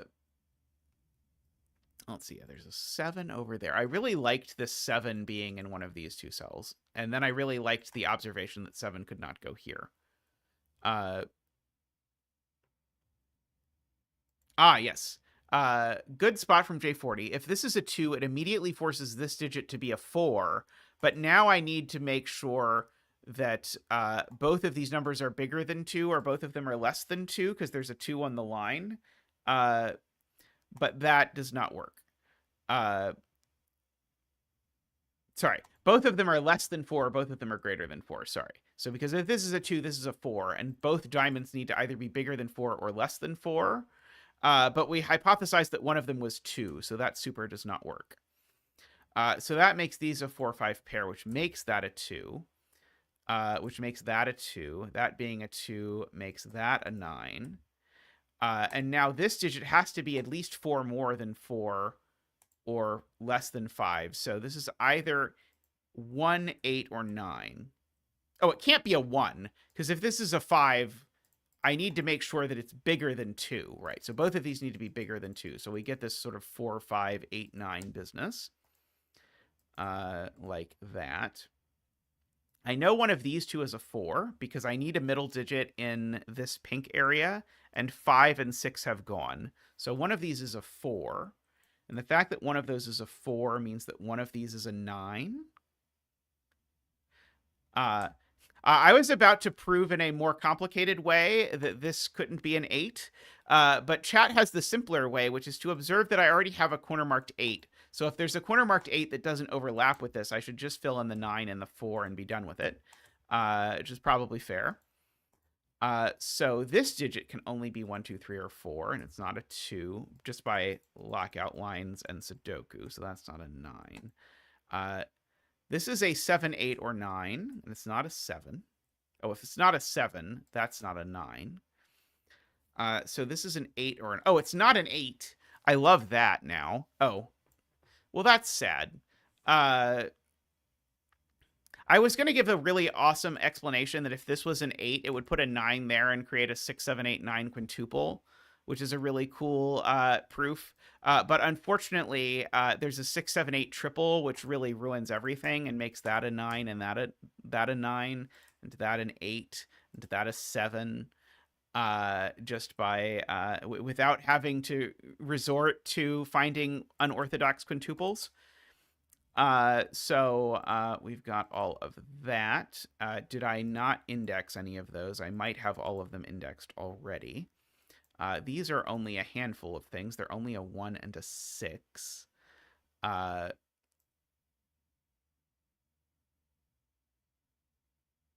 Yep, sure is. One of them's a 6. And one of them is a 1, and I don't know which one is which. Okay. All right.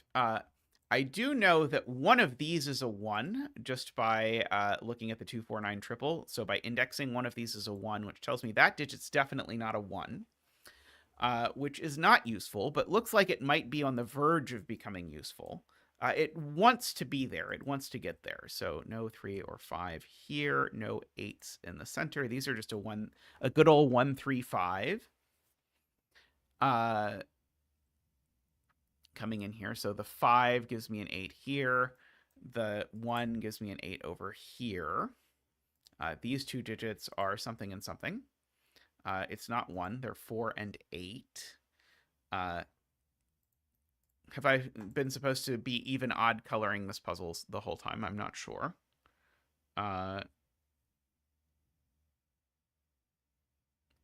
Let's see. Being told that column 2 is done. Right. So Sayori points out that this digit is a naked single, basically. It's not 1 5, it's not 2 8, it's not 3 7. So it can only be 4 6, but it's not 4 by the row. So this is in fact a 6, and that's a 4, which makes that a 5, which makes that a 6, which makes that a 4, which makes that a 3. Gorgeous. So these are 1 5 and 8. This is not the 6 anymore. This is not the 3 anymore. So that is the 3 by Sudoku. I have an index on 5 in row 9. Right, I do have an index on 5 in row 9 because 5 went in that spot. So these two digits are only a handful of things. They're 1 and 7. But the 6 indexes the 1, which tells me the order on those things. So we get all of that happening. So we've got all of that. Okay.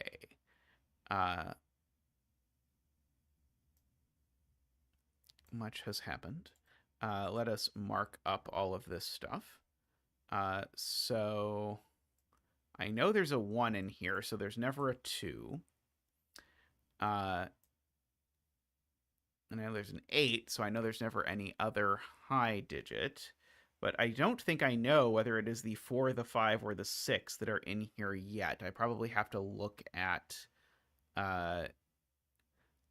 things. Okay, well, I know this is not an 8 because that's not a 5. So this is a 1 or a 5 only. If it's a 1, then that's a 5. Oh. This is never a 5 because that can't be 6. So the point of this is that, and this is never an 8 because there's a corner marked 8. So the point of this is Sudoku. I'm going to end up with a 1-5 pair at the end of the day. So no 7 there, no 6 there, no 6s over there. I'm sure we could have done that in a more complicated way if we were really committed, though. Let's see. So this is not in the first, 5th, or 8th spot, so it's not 1. Because that can't be 4. This can't be 8. That can't be 8 because of the corner marked 8s. So this is only 5 or 6, and that is 2, 4, or 5. This is not 5 because that can't be 6. So this is only 2 or 4.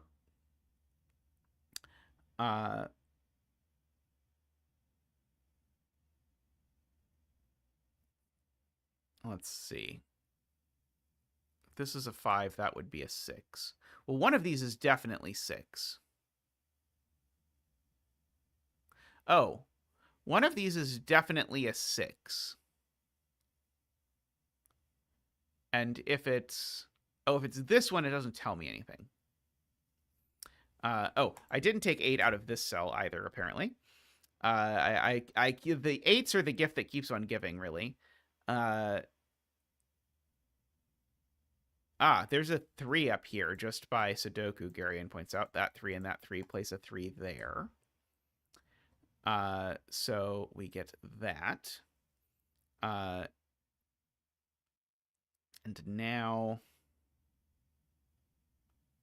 we're meant to look at 5s in column 6. Yeah, column 6 needs a 5 somewhere. Yes, column 6 now needs a 5 somewhere, and it's only there. Wow. Great spotting to Garion. No surprise there, but that's just it's a weird string of Sudokuing incidents to have occurred. 6, no 5s, no 1s, 2, 4, 8 business. Okay, this is not a 4. This is an 8. for whatever proof you would like. This is an 8. So these are 2, 4, 5. Oh, apparently 2, 4, 5. Okay. This one's definitely... never mind. I was going to say definitely something, but I don't... Oh, there's a 2 corner marked here. If there's a 2 corner marked here, this has never been able to be 2. How long has that been available? That might have been available for literally an eternity.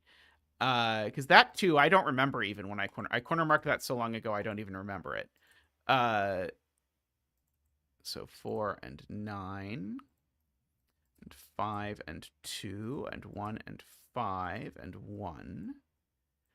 And we've got a 4 and a 2 and a 4 and a 2 and an 8 and a 2. Mark probably knows what these are, so that is a 4 and a 6, making that a 5 and a 6. And our bet tree is an 8. Congratulations to all the 8 bettors out there. May all your betting tree wishes come true. Alrighty.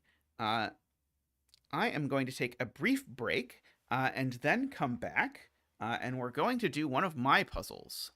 So don't go anywhere. It will either be my anniversary puzzle or my Hydra. I'm not sure which is next. I'll have to look. Be right back.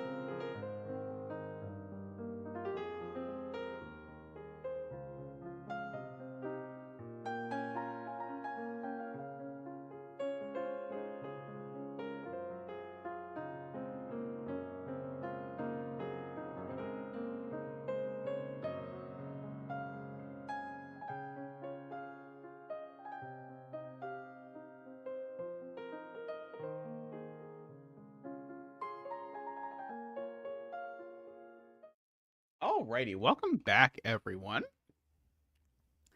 So if you've not seen this before, one of the things I have been doing on stream is going back and doing my puzzles that are quite old, just to sort of look at them and talk about them a bit. It's sort of like, it's not so different, I suppose, than me doing sort of live reactions to Simon solves of my puzzles or whatever, because it gives me a chance to talk about them. But also it gives me a chance to sort of think about whether I like or don't like the various decisions that I made, because I was, of course, I was a much younger setter when I made these puzzles than I am now. This one is a particularly special puzzle because I set this as an anniversary present for Tristan, who many of you know since he is around the channel a lot. Usually to tell me that the mic is too loud or too quiet, or that I pressed a button I wasn't supposed to. But he also sometimes joins in on streams and all that sort of thing. So many of you know Tristan. So anyway, so this was a big gift for him. And so I set this puzzle concurrently with a puzzle we'll do in a future stream called Hydra, which I don't have a CTC link for some reason, but I can show you on LMD. So let me just show you what this grid looks like. Oh, I should hit the pen button so you can see it. We'll talk about this puzzle a lot more in the future. But I set this and 625 at the same time, and what I was doing actually the whole time I was setting 625 is every time Tristan came in the room, I would switch my screen over to this puzzle, and then I would work on setting this puzzle.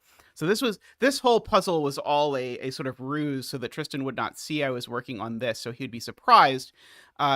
And Simon, which I greatly appreciated, Simon did this on our anniversary as a sort of gift to us, so I greatly appreciated that.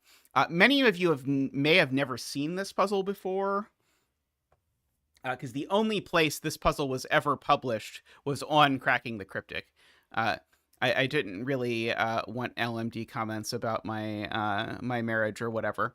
Fortunately, I've avoided those. But anyway, let us have a look at this puzzle and see how I think it hangs up. I will say I remember very little about the solve paths of most of these puzzles, but I remember this one has a hidden 4 in column 3 or 4 that is really nasty at some point in the puzzle. So you can be on the lookout for the hidden 4. So this has quote-unquote normal regionless Sudoku rules, by which it just means that it's a Latin square. Every row and column has the digits 1 through 9. There's also a diagonal, which sort of serves as the only quote-unquote region in the puzzle. The digits don't repeat along the diagonal. And then we have digits in killer cages, which sum to the given total, and digits do not repeat within cages. Perfect. Normal killer rules. But it's more important that digits don't repeat within cages when you don't have regions. So the cages also kind of act as regions of their own. Okay. Also, we must shade some cells in the puzzle. Every killer cage must be entirely shaded or entirely unshaded. And every row and column contains at least one shaded cell. So we're going to do some shading, and we've got to keep in mind that every cage is either shaded or unshaded. By the way, I remember back when I was sort of surprised by the sorts of things people would say in YouTube comments, the olden days of Zeta. People all said, or I had a lot of comments saying that they didn't understand what this line meant. It just means each individual cage is either all shaded or all unshaded. A lot of people interpreted that to say either every single cell in a cage is shaded or unshaded across all the things, which is definitely not what I meant. Okay, but every row and column contains a shaded cell. In each row and column, the cell that contains the number of shaded cells in that row or column is indicated either by a square or a circle. So this is an idea I had for a long time. Almost as soon as I started setting, I had this rough idea of having sort of a count of how many of something appeared in a row or column. And so we have that indicator. But of course, it doesn't tell you whether it's, when a digit is indicated, it doesn't tell you whether it's indicating it for the row or for the column. So you have to decide, okay, is this telling me how many shaded cells there are in the row, or is this telling me how many shaded cells there are in the column? And the other big thing that's really important is that whether it's a circle or square tells you whether it's referring to a connected set of cells, of shaded cells, or a disconnected set of shaded cells. This rule was huge. This rule was the key to making the puzzle work. And this idea goes back to Panthera suggested this. So, spoiler, this puzzle is going to make a picture, which is why it was so important that the shading worked out the way that it did. And I could not figure out how to do it. And Panthera, who is the undisputed master of grids that make pictures, gave me this idea of indicating connected or disconnected. And it was very helpful. Okay, and then this last rule just says what I already said, which is that whether it refers to the row or the column, we've got to deduce ourselves. Okay. So our anniversary is June 25th, by the way. When Simon first opened this puzzle and saw the title was 625, Simon was like, 5 cubed. What does this have to do with 5 cubed? And then realized that being American, we wrote the dates the wrong way. And so the 625 was just a June 25th reference. But a thing that struck me immediately was if you wrote this in the British direction, it would be 256, which is then 2 to the 8th power. And so weirdly, whether you write this date as 625 or 256, it works out to be a perfect power both ways, which is something. All right, so we've got all of this going on. And we've got some gimmies, which is always appreciated. I'm going to put in a bet tree up here, but I have no idea if it's a good bet tree or not. But we're far kinder than I am in a lot of puzzles. So a 6 cage in 3 can only be 1, 2, 3. A 30 cage can only be 6, 7, 8, 9. A 29 cage can only be 5, 7, 8, 9. And so we've got all of that at least. Now there's a couple things we can notice right away, which is that you could never have a 9 in a square. Because if you have a 9 in a square, what that's saying is you have a disconnected group I'm just going to fill in the other ones that people are shouting at. You have a disconnected group that's 9 cells long. Well, you can't have a disconnected group that's 9 cells long. So these are not 9. And for the same reason, this square can't be 1 because you also can't have a disconnected group that's 1 cell long. So we get all of that as well. So let us see, what are we going to do? So now some of these have forced shading. So let's think about this being a 6. What are the commonalities? This digit's at least 6, and it's connected. So in this row, if this was a row clue, then we would shade these 6 cells. Oh, or these 6 cells. Never mind. It's not quite there yet. Oh, people want me to fill in. There's another 30 cage. There is another 30 cage, which I then started filling in a 3. Yeah, so still not 9. Same reason. So we have a quad in the row now. Oh, this is also forced. This is a 1, 2, 3, 4, 5 because it's the only way to make this work. Of this 15 cage. Okay.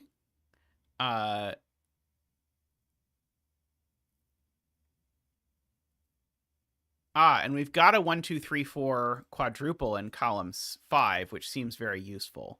So these digits are from 6, 7, 8, 9. Sorry, 5, 6, 7, 8, 9 as well.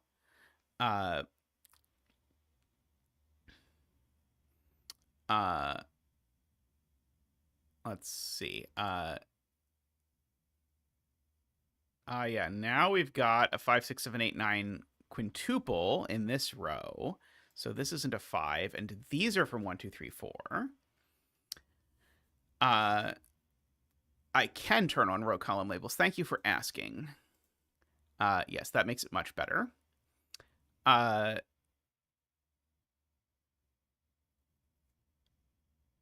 Oh, yes, there's a 9 cage that definitely doesn't have a 7, 8, or 9 in it. So it only has 5 or a 6 for sure.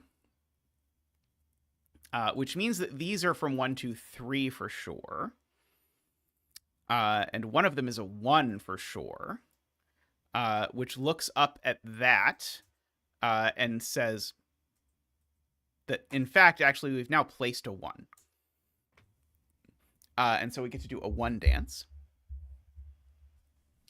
Ba-doo, ba-doo, woo! Ba-doo, ba-doo, woo! Ba-doo, ba-doo, woo! Ba-doo, ba-doo, ba-doo, ba-doo, ba-doo, ba-doo, ba-doo, ba-doo, Thank you, Zach. Thank you. So a thing I'm noticing real quick, I'm going to sort of try do this way. That digit is the same as that digit. Forever, for whatever it is worth. Oh, this is also a 1, right? So that 2, 3 looks up and makes that a 4, and that a 2. Good. Which makes these not a 2, which makes them a 1, 3 pair, which then makes this a 5, which then makes none of these 5, which makes these 6, 7, 8, 9 as well. Let's see. So we've got that. Let's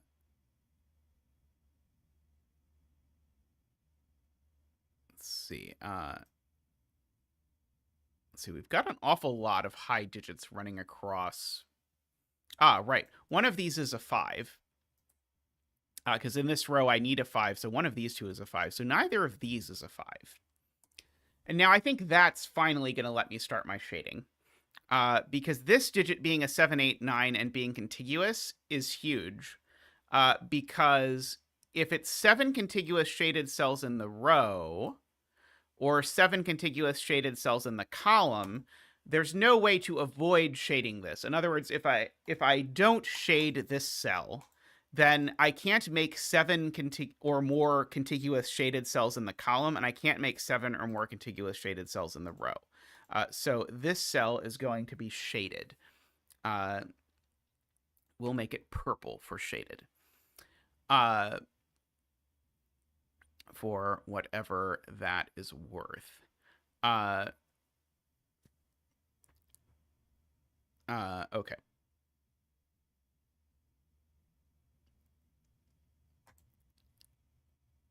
Okay.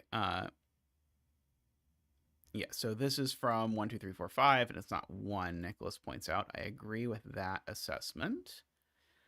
This digit is also not 6, 7, 8, or 9. So this digit is 1, 2, 3, 4, 5, and it's not 1. Now,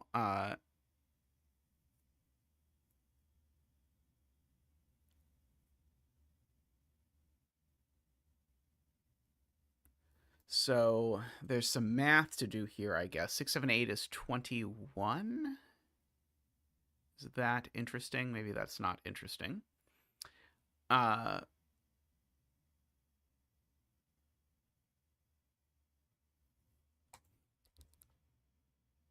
This is also from 1, 2, 3, 4. That's right. And it's not 1 or 3 or 2. This is only 4 or 5. So I guess the minimum sum of these digits is 4 plus 6, 7, 8, and 2. So that would be 6 plus 6 is 12, plus 7 plus 8 is 27. So that's a lot of degrees of freedom. I suppose.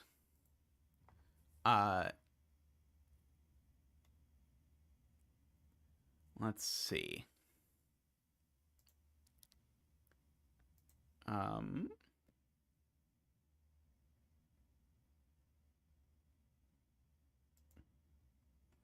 Okay, I see it.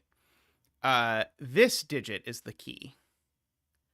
The point is that this digit is not red, but it has to go in the 30 cage, so it goes there. But now that wipes this digit out of the 29 cage. And so the point is this digit is not 5, 7, 8, or 9. And so this digit can only be a 6. Which is going to do a lot of damage to some of these various things. So blue circle was 6, it turned out. Okay, and now this cell I think also is going to be forced to be shaded. because, again, if I unshade this cell, I'm not getting 7 contiguous shaded cells in the row or the column. So this cell's also forced to be shaded. Oh, and cages are either entirely shaded or unshaded, so I should also shade the cage when I do that. Because otherwise, I'm not reading my own rules very well, which, is par for the course. Okay. So this is not a 6 because it's the same digit as that digit. Keep in mind this digit's not really in a circle, even though it kind of looks like it's in a circle. Okay.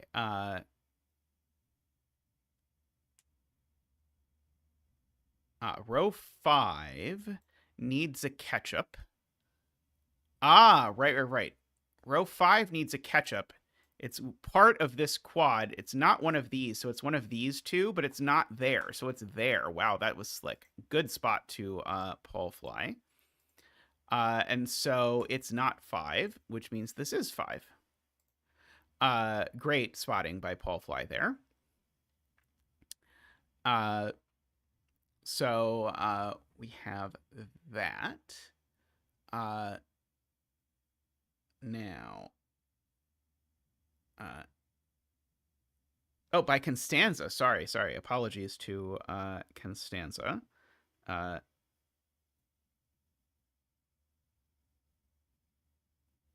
And so now ketchup is a 7, 8, 9 that has to show up in row 4. So now that's ketchup. Good.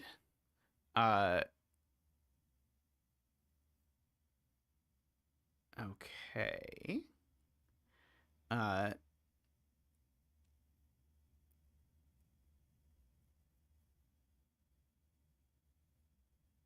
All right.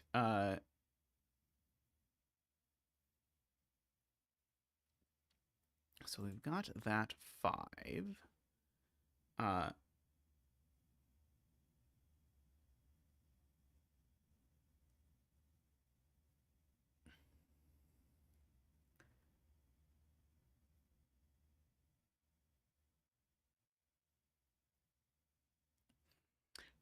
Okay, we can probably do something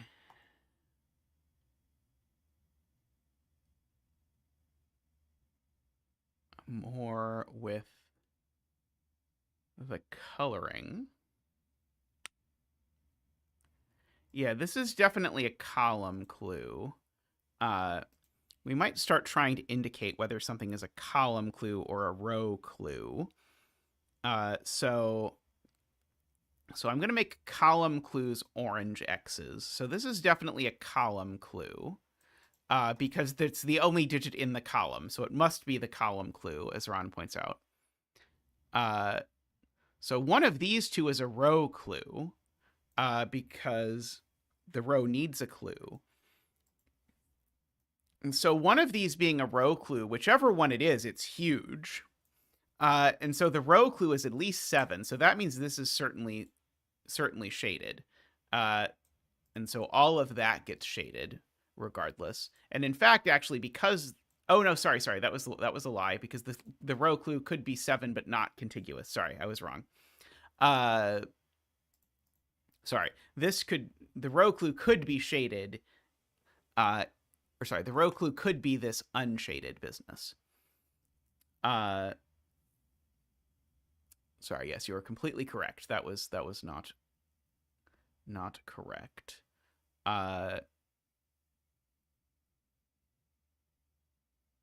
Okay. Let's see. Do we have any others that are sort of hanging? So this one has to be for the row. So whatever is the opposite of orange, is it yellow? This could be yellow X, because this is for the row. And so that being for the row now means this is for the column. That being for the column means one of these two is for the row. Do that.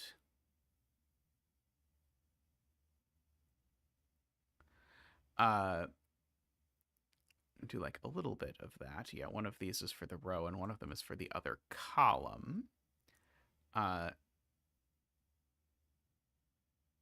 Let's see.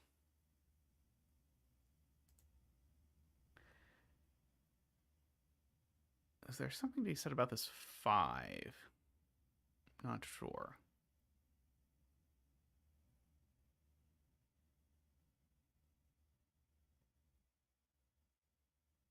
Why, Nicholas? Let us see here. See, I know one of these is a 6.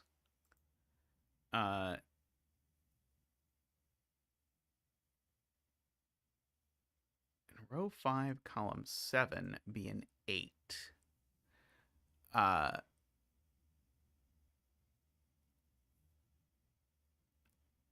Yeah, there's a... This just mathematically can't work out to be 8. In the column, it can't be an 8, because the number of shaded cells in this column is definitely odd. So the number for the column here is odd. So it's not 8. In the row, if I were to make this an 8, it would be contiguous, but it would also not work out. Because when I try and make it contiguous, these two length 2 things on the end would both break. So this is definitely not an 8. I agree with that assessment.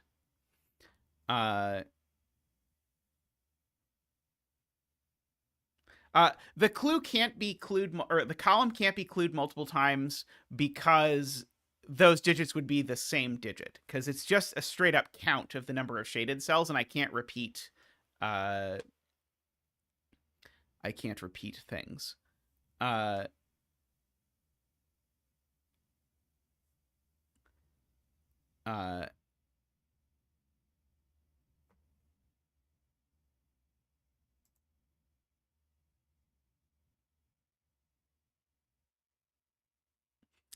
Yes, this can't be an 8 either.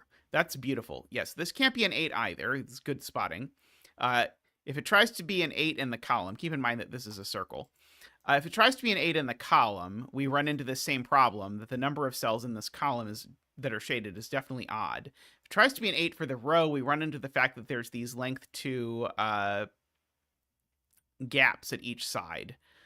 So this is never an 8. And so those are a 7-9 pair, which means this is an 8. Which means that is not an 8. So is this 8 a clue for the row or the column? Do we know?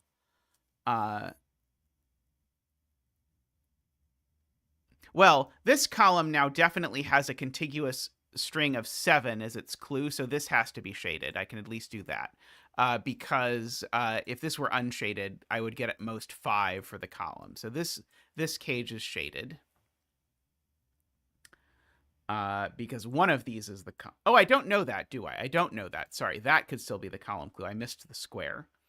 Don't listen to me.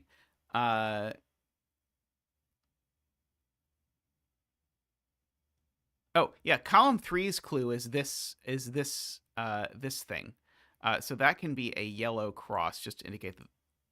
Wait, no, this can be an orange cross to indicate that it's for the column. Josh has this point. There's an orange cross to indicate that it's for the column, like that one. And so this is a 7, 8, or 9, which means that this is definitely shaded. And also we need to shade these at least down to there. So we got all kinds of shading in here for this column clue of 7, 8, or 9.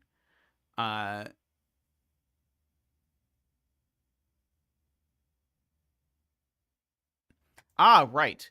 This clue is even, Carl points out. And as an even number, it is not the clue for the column, because the column definitely contains an odd number of shaded cells, because it's 3 plus some number of 2s. So this is definitely the clue for the row. I suppose I also knew that from the from those, but never mind. Oh, I guess it could be both. It could be both, right? But in this case, it's not. It's definitely the clue for the row. So one of these. Oh, that doesn't immediately tell me that one of these is the clue for the column. But now, right, if I make this shaded, I now can't possibly make this work. So the T cage now has to be shaded. And we can see our purple dinosaur coming in.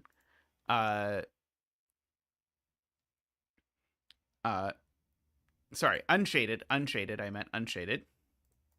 Yes, to separate this, because otherwise I have 6 shaded cells, and that's that are contiguous. I can't possibly make it unshaded. So yeah, so this is now sorry, I can't possibly make it disconnected when I've already used all my cells. So this is unshaded, which now means these are shaded actually, which starts to fill in more of our coloring like that.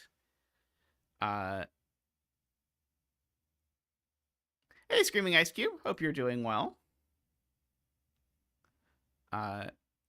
So this 8 now factually is for the row. Could maybe be both. But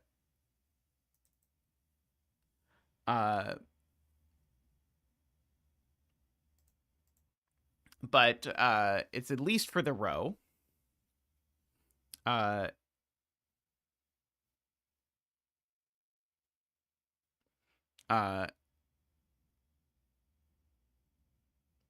Yeah, this is for the column, and so it's always a 1 or a 2. It's never 1 or 2 because it's at least 3. But Ron's point is, even if this is 4, I at most shade one of these. These are just never shaded. Paul Fly has guessed where this is going.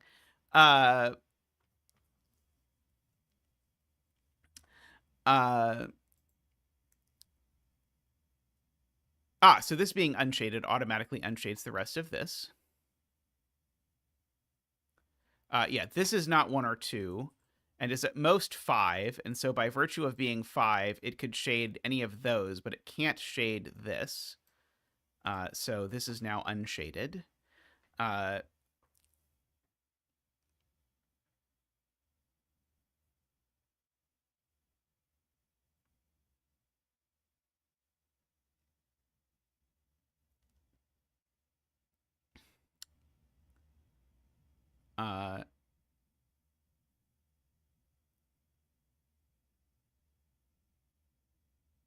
All right, row 2, column 3 is 7 or 9.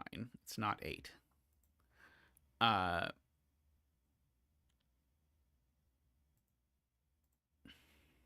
Right.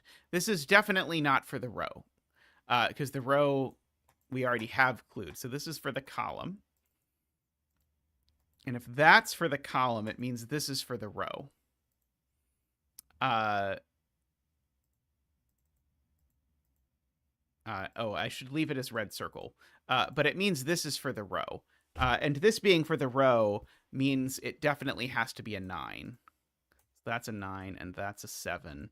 And that will do that. And then we can fill in the 9s, and then we can get rid of the circles, and then it will be less confusing. So we'll get rid of the circles, and we'll mark this is for the row. This will not be a 9. This will not be a 9. This won't be a 9. That won't be a 9. That won't be a 9. Oh, is this for the column? Yeah, this is for the column, right? I've already marked that this is for the column. So it can't be as big as an 8, so it's a 7. And that's unshaded because of the contiguity. So that's an 8. That is not a 7 anymore. Let's see. Oh, we've already got the column here, so this must be for the row. Oh, yeah, 7 and... Right, this is for the column, as being pointed out by Carl. This is for the column, so that shades all of this stuff, which will also shade this stuff. Whoop. Like that.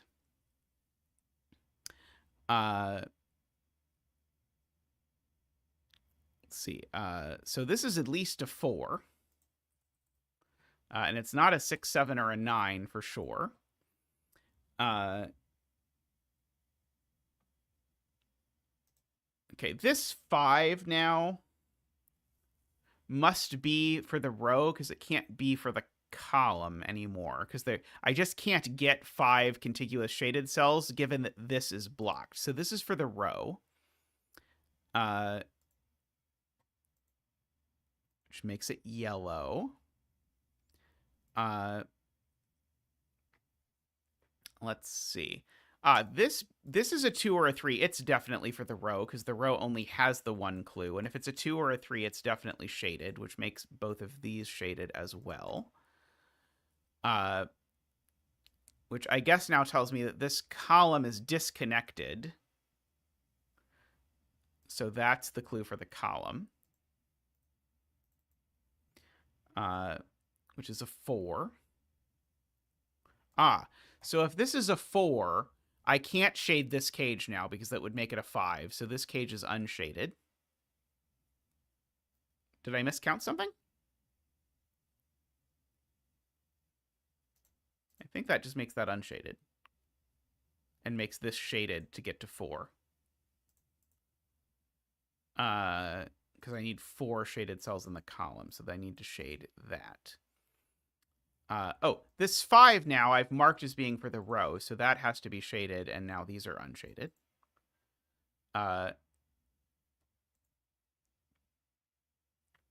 Okay.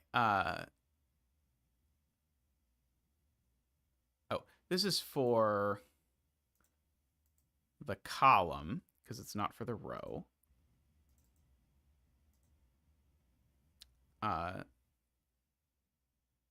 The clue in column 9, Constanza points out, is now known, and the fact that it's a 4 tells me that that is no longer shaded. So now these are a 1-3 pair. Good spot to Constanza again. So those are a 1-3 pair, which makes that a 2.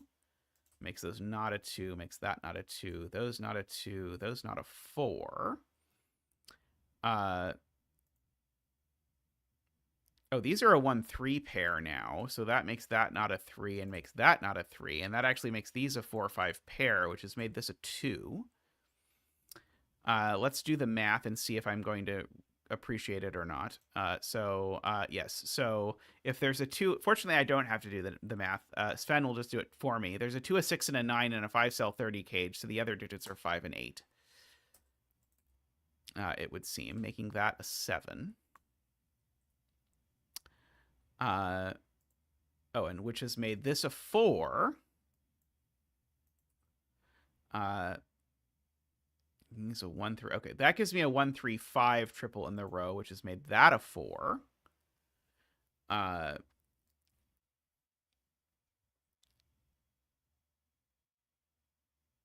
This column only has one clue, and it's a contiguous clue. So this clue, by the way, is either 5 or 6, because this is for the column again. This is 5 or 6, based on whether this is shaded or not. But this is never shaded in that universe. Yeah. And this is a clue for the column, Carl points out.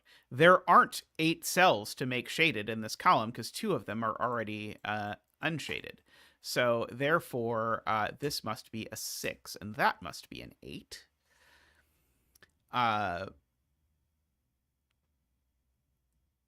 Okay, this must be for the column because it's not for the row. It's already at a count of 1, 2, 3, 4, 5. It's already at a 5. So this is not 5. So it could be 6, 7, and it can't be 9 because remember, I can't have a 9 in a square. Sayori has found the hidden 4. So that cell can't be 4.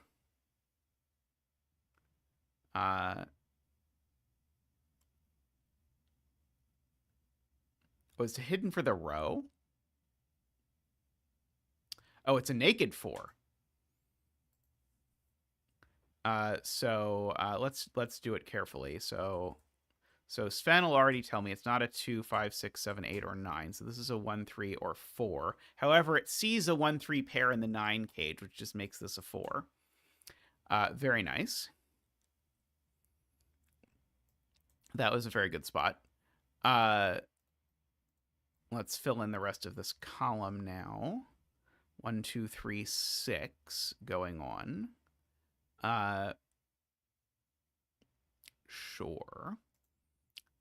This is certainly for the row and column. So for what it's worth, it is at least 5. And at most 6. Because of this up here. And there's this funny thing going on here because it's got to be for both the row and the column because it's double clued. And the funny thing with it being a 5 or a 6 is that because there's 5 other cells here shaded, these also need to be shaded.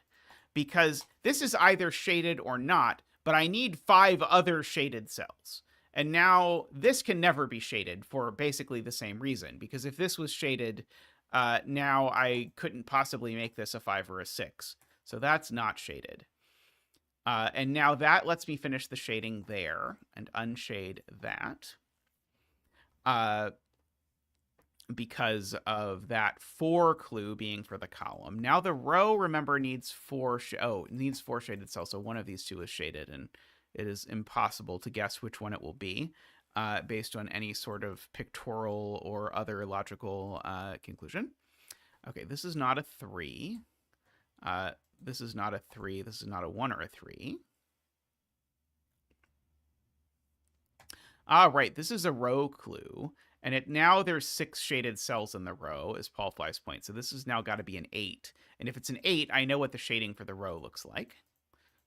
Good spot to Paul Fly there. And so I need these 3 cells to add to 10. Neither of these can be a 1. So if there's a 1 in it at all, the 1 is there. Otherwise, it's 2, 3, 5.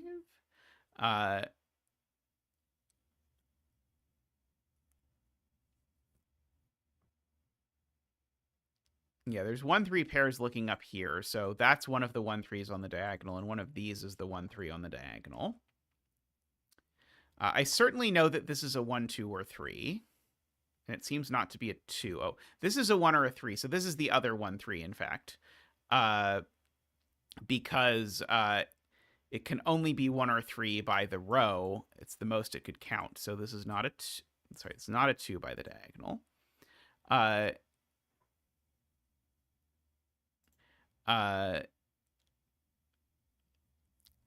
So we've got all of that going on. So I guess now I can sort of fill in these 3 digits and maybe get some progress. Because I know these aren't 3 anymore or 1. Which makes those a 5, 7 pair and makes that an 8. By diagonal counting.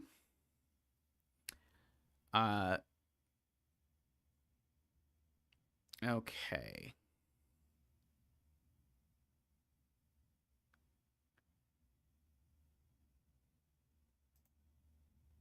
Right. So if this is a 7, then these are a 1, 2 pair, and that would have to be the 1, and that would have to be the 2. If these are a 5, if this is a 5, then these have to be either a 1, 4 or a 2, 3. In either case, that's the 3, and that's either the 2 or the 4. Oh, this can only be a 2, right?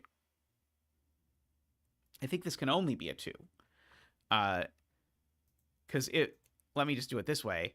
If this is not a 2, it's at least 5, which would make these 2 sum to at least 11 plus 8. That's already too big. So this is always a 2, which means that these 2 cells sum to 10 and had better not be 5 and 5. So they're 7 and 3, which has eliminated that 4. which has made that a 5 by magic, which has made that a 6. Oh, did I cheat?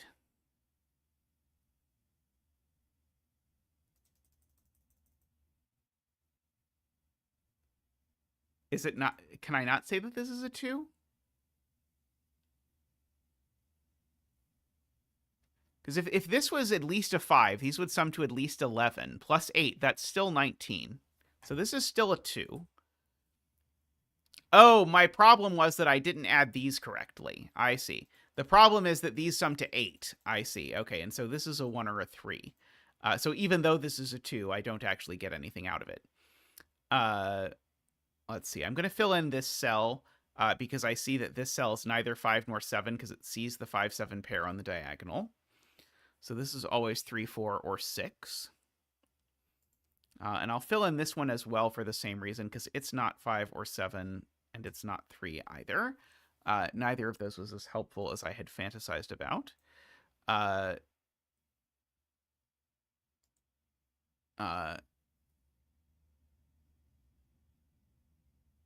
Okay.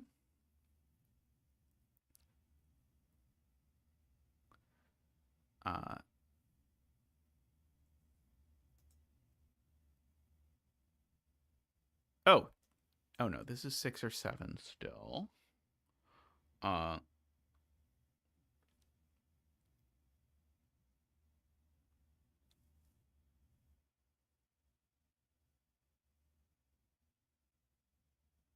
6 clue in column 4. Ah, right. So this is the clue for the column. So it means one of these two is shaded. Do I know which of these two is shaded?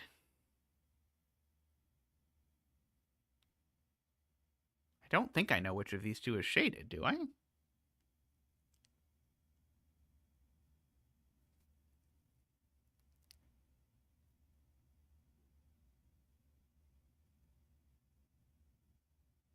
If row 9, column 1 is 3.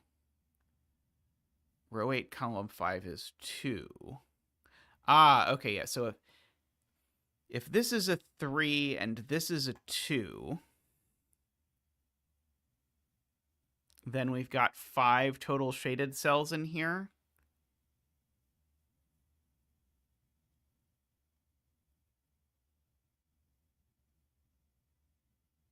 No.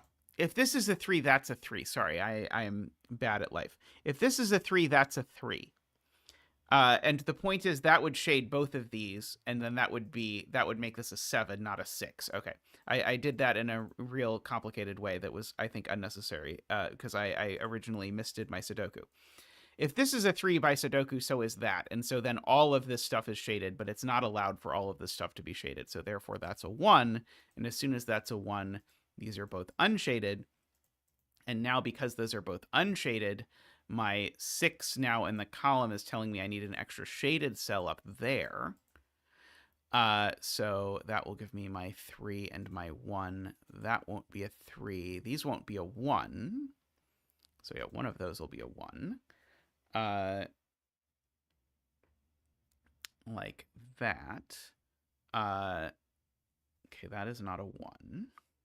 Let's see. My 19 cage has lots of options, I believe. And this has become a 3, right? Carl points out this has become a 3 because now there's 3 shaded cells here. So that's a 3 and that's a 2. So no 3 there, no 2 there.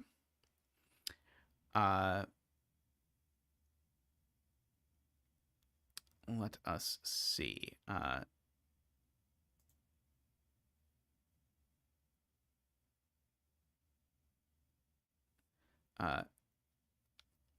The parity of this cell is definitely known, Paul Fly points out, because that's odd and even. And so odd plus even is even. So this needs to be odd. It's not a 1. And that now gives us the bastard hidden 4, previously alluded to. Because now we have the hidden 4, because that can't be a 4, and that can't be a 4, and that can't be a 4. So now that's a 4. There we go. That's a 4 and a 7 and a 5 and a 3 and a 6. That 6 has made that cell shaded, and now that 4 has made that cell unshaded, which has gone ahead and made this a 1, this a 7, this not a 1. 2, 6 pair there makes that a 3.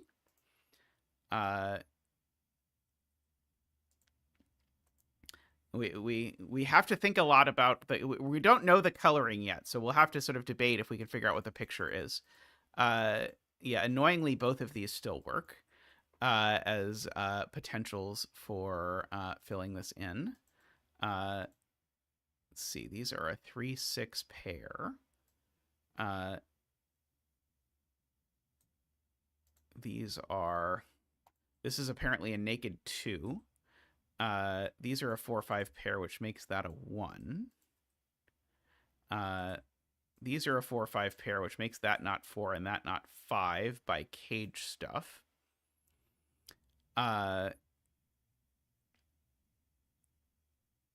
This is not a 3 because of the column.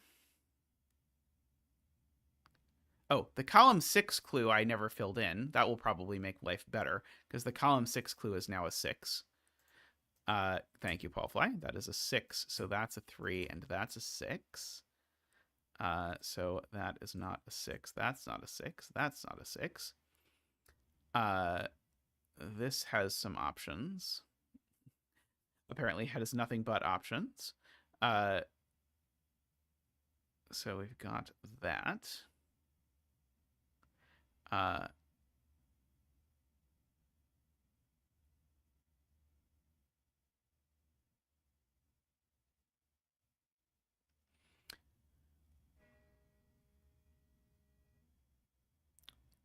It sounds like a steamboat just pulled up outside my house.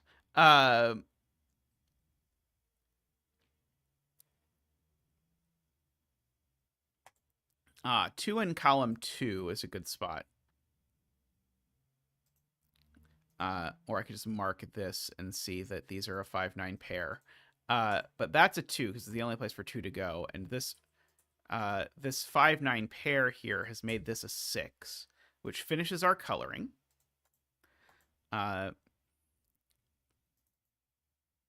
So probably we should make it appropriately colored. So that is a 2 and a 6. Because camels are well known to be red. That is a 1 and a 3. Not a 6, not a 6, not a 3. These are some assorted digits. Let's see. That 5, 9 pair in this column places the 3 there. This digit by sum is, let's see, those sum to 14, so this needs to be a 5 by maths. So that is a 4 and a 5, and a 9 and a 7 and a 5, and a 6, and an 8 and a 4, and an 8 and a 9 and a 7 and a 4, and an 8 and a 2 and a 9 and a 7 and a 5 and a 9 and a 9. And I think we only have the betting tree left. Let me clean up these X's.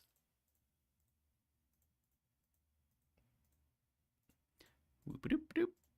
The betting tree is, let's see, 1, 2, 3, 4, 5, 6. The betting tree is a 7. Congratulations to all the 7 bettors out there. May all your betting tree wishes come true. Yeah, I really liked the idea of this. So I'll say at the time I was working on this, I was really into the idea of like not using regions, which I thought was going to work out well. I'm not overall the biggest fan of not using regions, I'll say. But I think this idea of counting rows and column stuff and marking whether it's connected or disconnected for shading, I think this idea has legs. Like, I think if people wanted, they could reuse this idea of the circles and the squares in various cool ways that I think would be entertaining. So if someone is looking for an idea and wants to do that, I think that would be worthwhile. But yeah, I was really happy with how this puzzle came out, and really, really happy that that Simon solved it on our anniversary. That was my that is definitely the coolest Sudoku thing that has happened to me.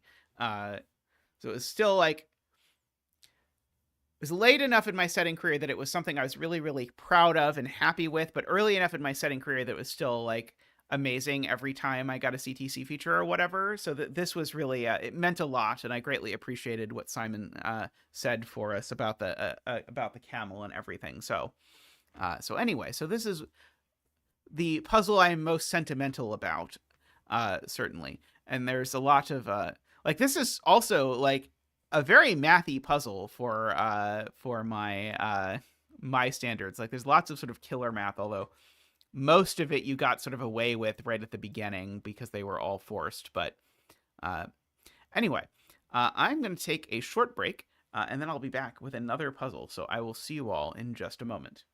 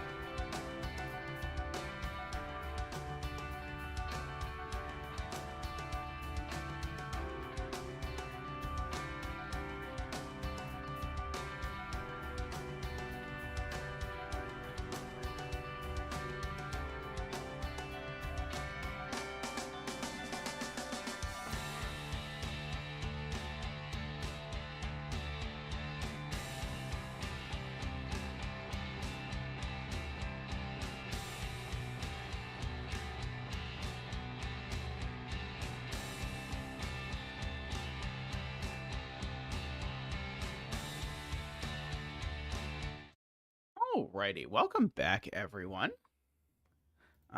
We have another Minesweeper puzzle up next.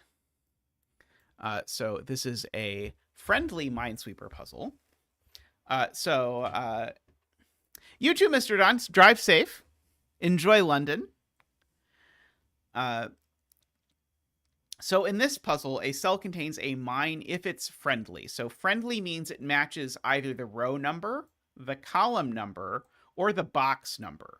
So for example, this cell is friendly if it is a 5, if it is a 2, or if it is a 4, because the boxes count 1, 2, 3. Excuse me. 1, 2, 3, 4, 5, 6, 7, 8, 9. So this cell would be friendly if it was a 2 for the column, a 5 for the row, or a 4 for the box. And otherwise, it's unfriendly. Digits and circles are the number of mines in the 8 surrounding cells, so not counting itself. Cells with a circle may also contain a mine, but it will not be included in the count. Okay. Digits along an arrow sum to the digit in the circle. Oh yeah, so the those two sum to that. Digits along a thermometer increase from the bulb to the tip. All valid circles are given, so there's a negative constraint. And digits separated by an X sum to 10. Ooh boy. Okay. So we've got a good bit, and I'm guessing it says digits don't repeat on the diagonal, but did I read that? Oh, digits do not repeat on either diagonal. I just skipped over that row. Okay. So a box can have at most 3 at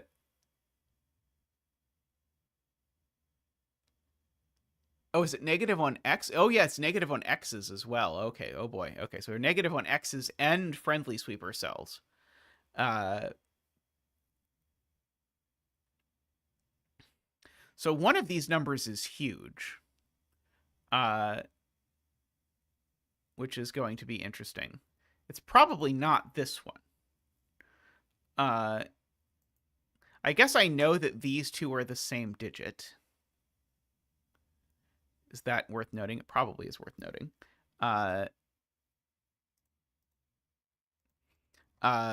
Just because they both sum to 10 with this circle.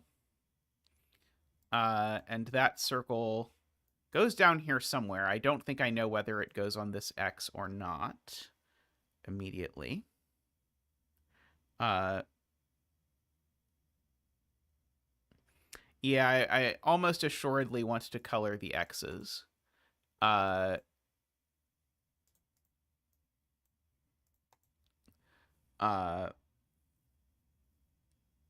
Let's see. So this is not yellow or green.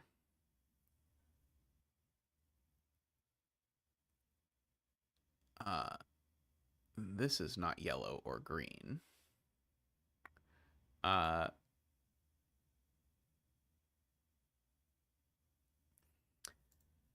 So yeah, this is blue or red.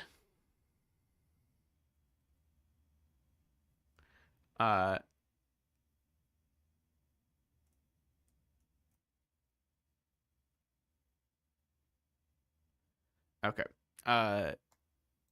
Paulfly has a smart spot, which is that the cells counted by these are not that different. One of them counts the cells in these cells. And one of them counts the cells. So let me get rid of this for a second. One of them counts these cells, and one of them counts these cells. And so these two cells, therefore, need to be at most 4 apart if we sort of stagger all of these things. And so these are either 3, 7 or 4, 6.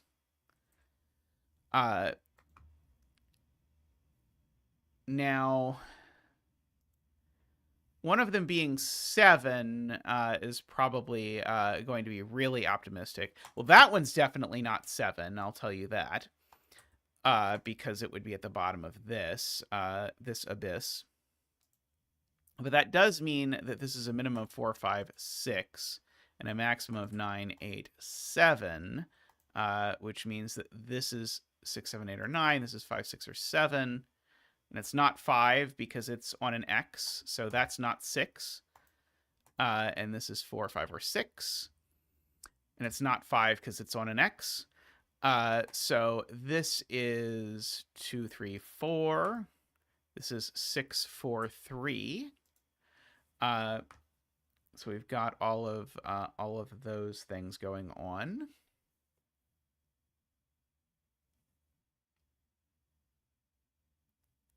Ah, right. That's gorgeous, Constanza.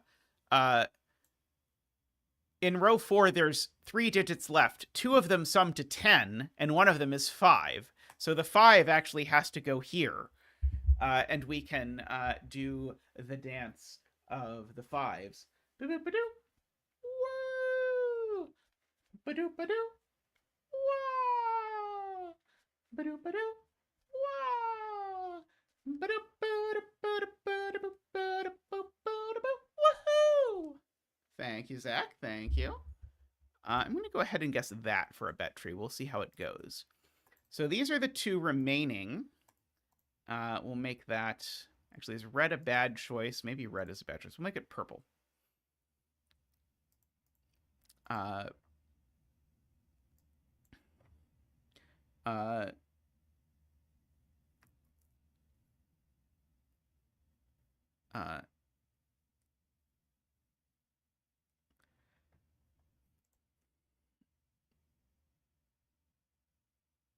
Let's see. Row 6, column 5, and row 6, column 6 can't go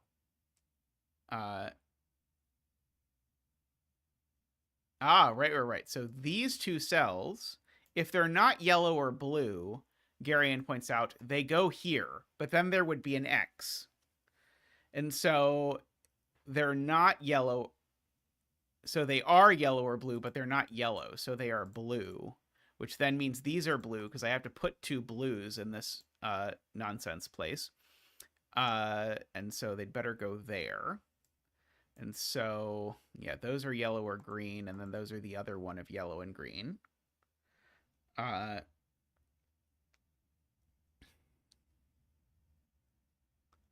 uh,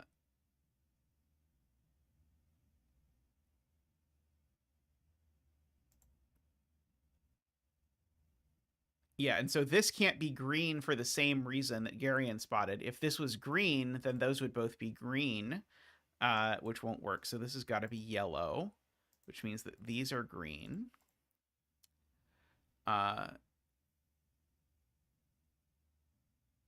Now,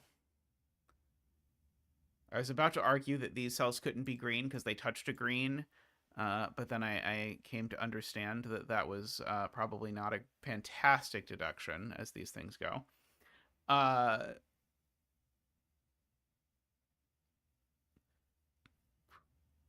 So yeah, so we need a yellow and a 5 in here. Let's see.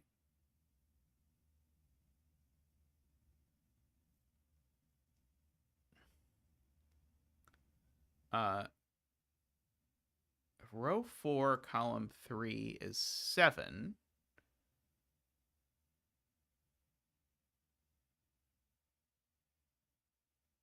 If this is a 7,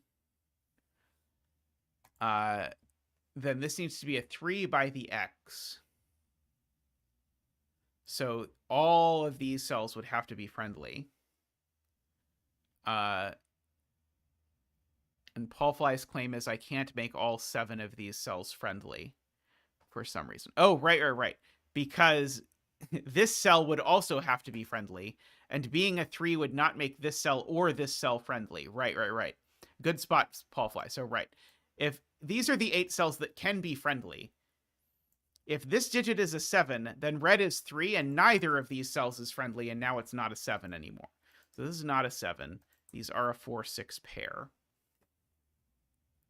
Which is not, I suppose, too surprising. So that makes this not a 6, that not a 4. That being not a 4 makes that not a 6.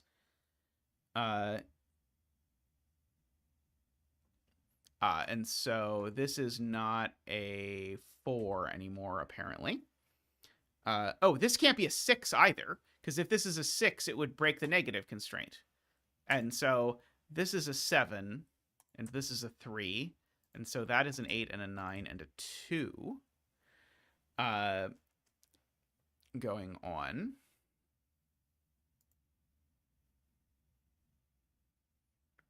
Oh, no. Paul Fly points out we are all wrong. Because Paul Fly is correct. This being a 3 would work, because this would be friendly if this was a 3. Or sorry, if this is a 7, this is 3 because it's in the 3rd column, so it's fine. I'm sure it breaks if you look harder, but the...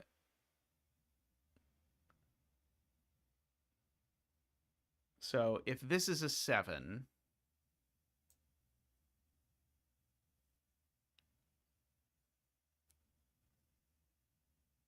Right. If this is a 7, then this is a 4. Or sorry, then this is a 3.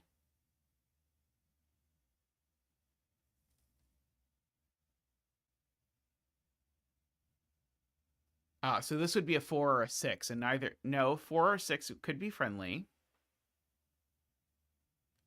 This can be friendly if it's a 4 or 6, right? I think so.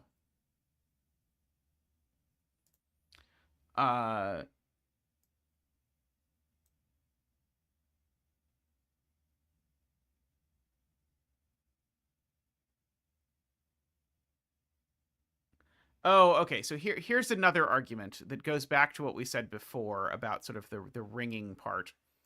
If you look at this, and you imagine drawing in the analogous collection of cells.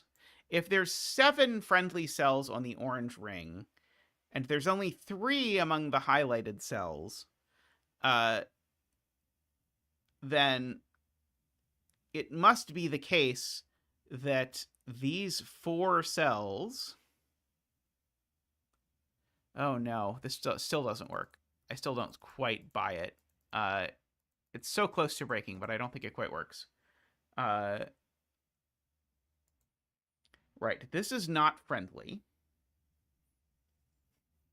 I agree, because it's not a 3 or a 1. I had kind of imagined we're going to be coloring this this in terms of friendly or not friendly. I can at least sort of put an X there, not that color of X. I can at least put an X here to indicate that it's not friendly for now.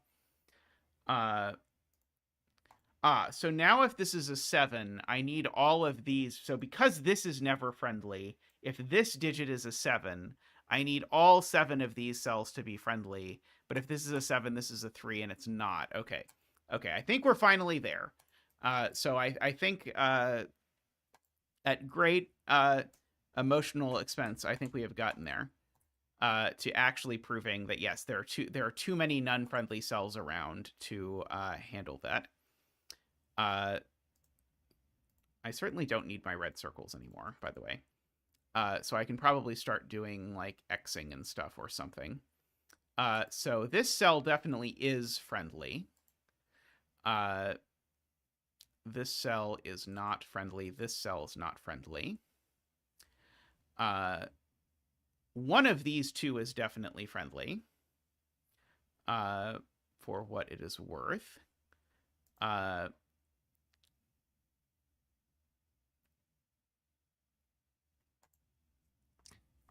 This digit can't be very large, because there's at most 3 friendly cells per box, and this only sees 2 boxes. So this is at most 6, but it's on an X, and it's not 4, 5, or 6. So this is 1, 2, or 3 only. And this is 9, 8, or 7. Oh, and it's not a 9, so this is not a 1. So this is 2 or 3 only. Oh, and it sees the 4. So the 4 is friendly in the box. So the 4 is one of the things it sees. Oh, row 3, column 4 is friendly. That's true.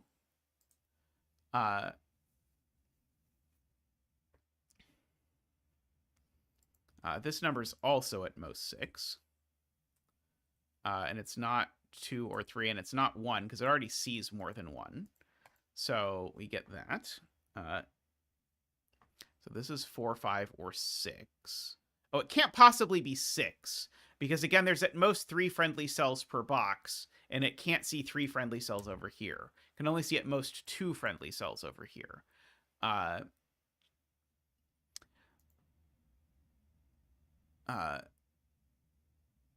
So we've got that. Okay, this might be friendly. Yeah, there is an arrow over here, which is 4, 6. So these are either 1, 3, 2, 4, or 1, 5. This one I know is not a 4.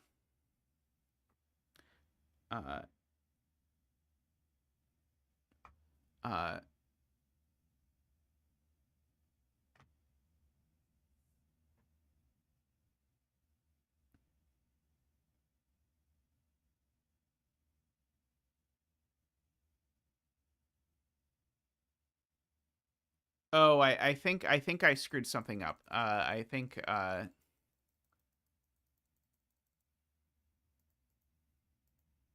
think Carl is right. I think my argument about how many friendly cells could be in a box was incorrect. Because you can match the box number, and then you could match each row number and each column number. So you could have a bunch more friendly cells than I was thinking you could. This is still friendly, though. That part was right. So my limit on the number of friendly cells you could have was incorrect.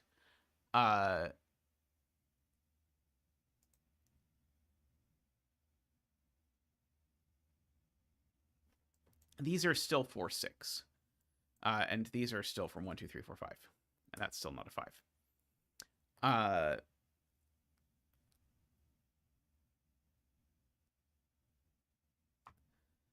Let's see. The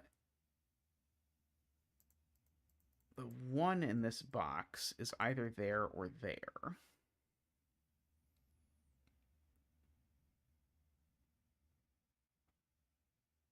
Oh, that's a good spot. Column 8, the X's are purple and green, is pointed out by Garion.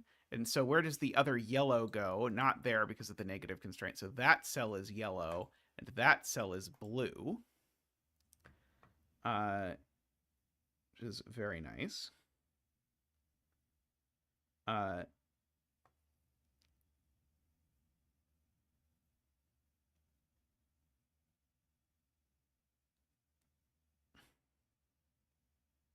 Oh, this isn't 4. Because it's got a 4, 6 pair in the box.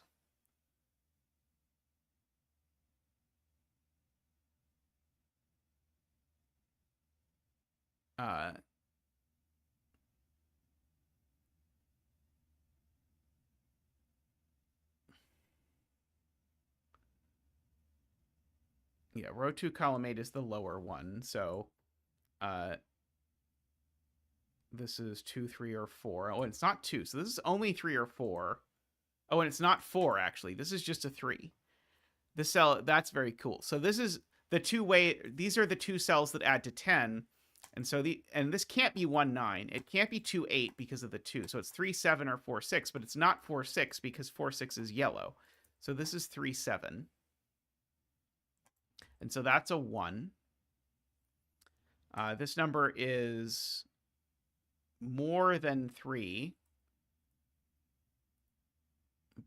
But it can't be a 9 because that would create an X.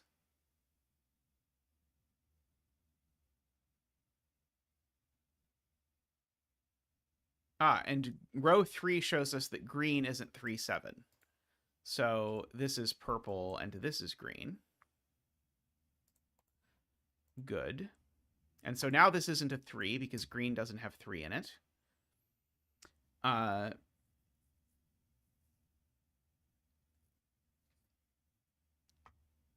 This is, of course, 4, 6.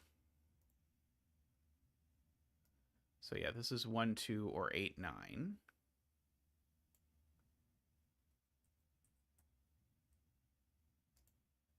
Oh, and this can't be 8 or 9. So this is the 1 or 2, and this is the 8 or 9 because of the diagonal. Thank you, Sven.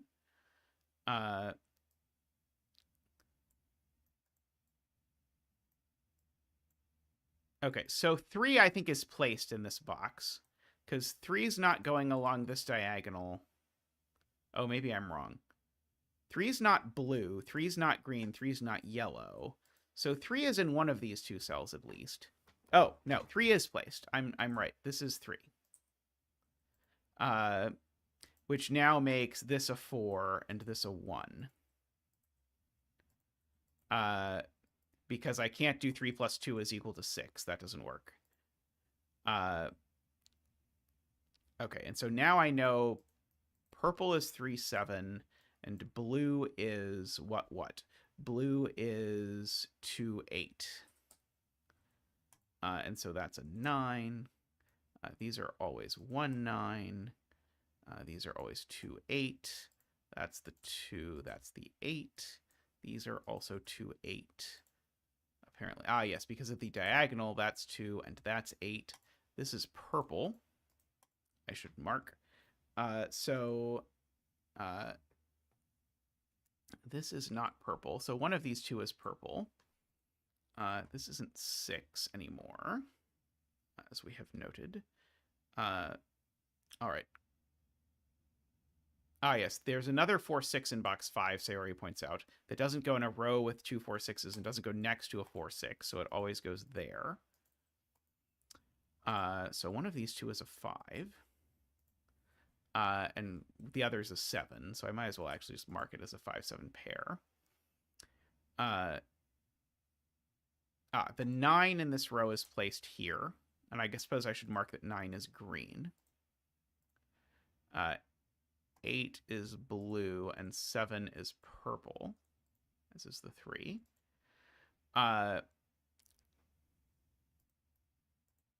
All that's left, Paul Fly says, is a 3-5 pair. Diagonal.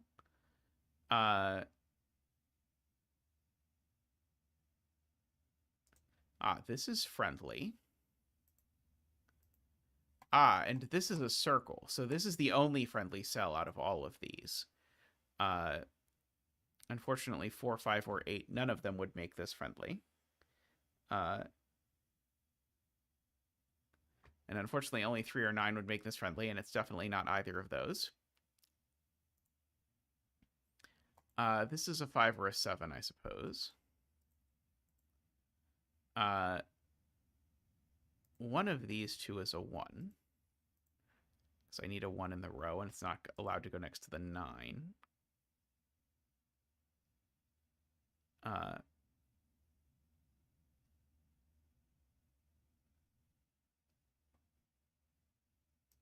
Right. Okay, so this is not... So this is either 4, 6 or 2, 8, right?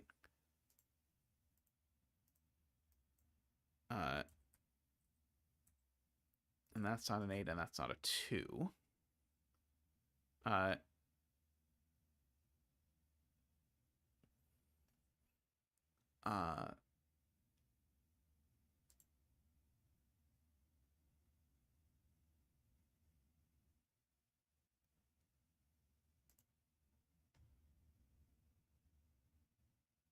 See. Being told if this is a 7, we create a problem. Right. Oh, that's very cool. That's weird. Okay, if this is a 7, that becomes a 5. And now the problem is I have to put 2 purple digits in this box. But the place I have to put them now is there, but that blocks out the entire place for 1. That's so weird. That was a great spot, though, to Carl. So that's not a 7, it's a 5, and that's a 7.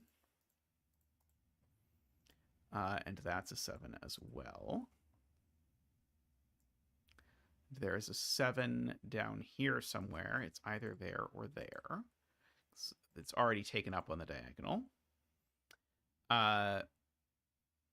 And so we've got a 1, 3, and a 5 left. And I know that one's not a 3. I know that one's not a 1. Oh, that one's not a 3 either, actually. Hey, Memerister, how are you doing? I am delighted to find that 3 can't touch either of these 7s. And so it certainly can't therefore make that a 7, and so therefore that's the 7. So this is not blue, and it's not purple, and it's not green. So it's not blue because it sees both blues in the column. It's not purple because it touches purple. And it's not green because it sees both 9s. So this can only be yellow. So now... Uh-oh. Oh, no. Where's the other yellow on the diagonal? The only other place that can be yellow is that one. So that's yellow, and it's a 4. So these are 2, 8. That's a 6 and a 4. And a 6 and a 4. Let's see. That's a 3 by Sudoku.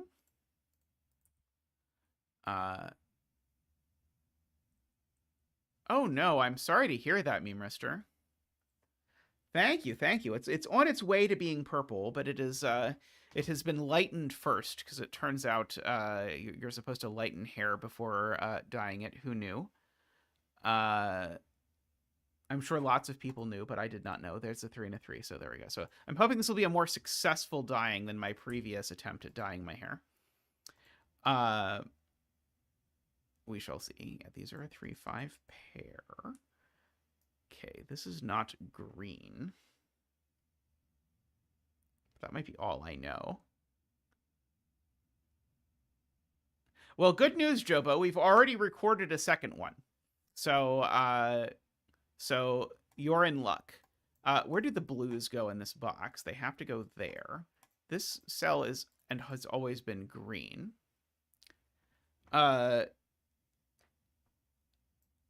This is a 5 green pair. In fact, it's a 5-9 pair. Oh, in fact, this is the green, and that's the 5. Okay, this is now a 9 because this can't be a 9 because it would create extra x's that it's not supposed to. And we don't want to create extra x's that we're not supposed to. This is apparently now a 3, which has created a 7 and a 3 over there. Which has made that a 5. Okay, so now this is not green or purple or blue. So this is not green because it touches green. It's not purple because of this column, and it's not blue because of this column. So it's not green, purple, or blue. It must be yellow. So that's a 4-6, and I know the order through magic. Blue is still 2-8. I should keep track of. Okay, these digits are what? I don't believe it. 1, 2, 3, 4, 5, 6, 7, 8, 9. Okay, I should have believed it.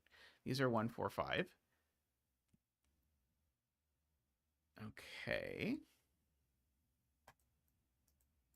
But neither of these can be 1. So one of these is definitely 1. So that's definitely not 1. It's definitely 4 or 5. Oh, what is left in row 1? Maybe Sven will get it right this time. These are a 1, 6. So that's a 6. And that's a 1. Is part of what we can say. Let's fill in all of these. Apparently this is only a 6. Crazy. And then these are a 4, 5, 7. Okay, let's see. The 3 is happy. The 1 is happy. The 2 is happy. So one of these two has to be happy. So that means one of them has to be 5, right? The only thing that's going to match out of 4, 5, and 7 is to match the 5 in the column. So I think that means that one of these is 5 and this is not a 5. Let's see. This is a 4 and that's a 6. Andrew says 4 in box 8 is placed. Sure is. Which is very helpful because now that's a 5 and a 7 and a 4. So the 4 and 6 are yellow. The 7 is the other one. It's purple. This is green. And this is yellow. That's a 5. And so this is green. And that's a 5.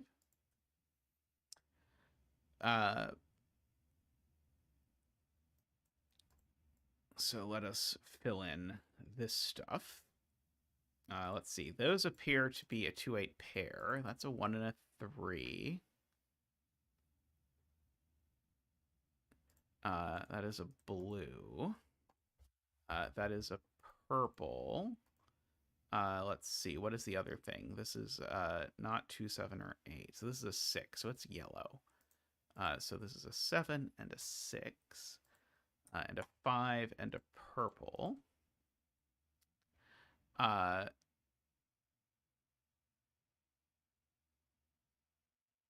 Let's see. This is purple.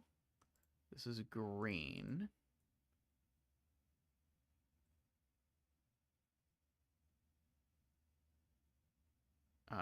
Right. So the blues in this mess are placed, is a lot of people in chat's point, because I have 2 blues left to place in these 3 cells.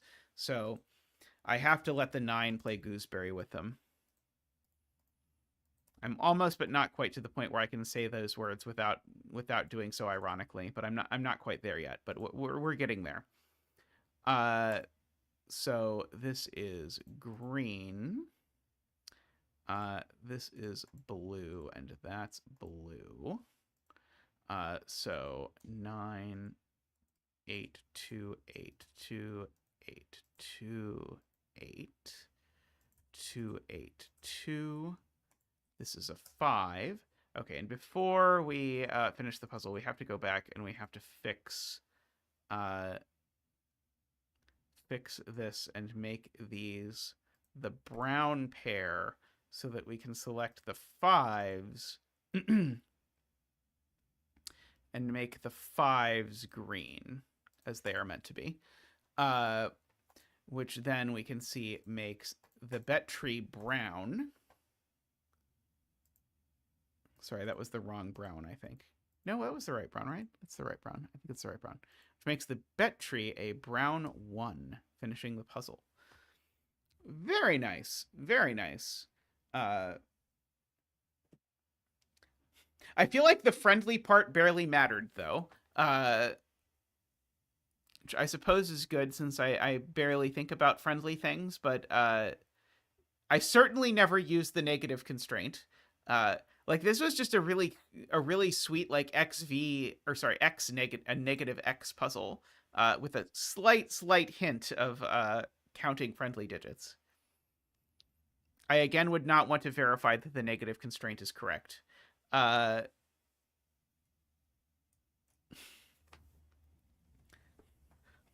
Fly finally paid off with that 1 bet. Yeah, I don't feel like we did the friendly thing very much. Although this is apparently the 5th puzzle in the friendly Minesweeper series.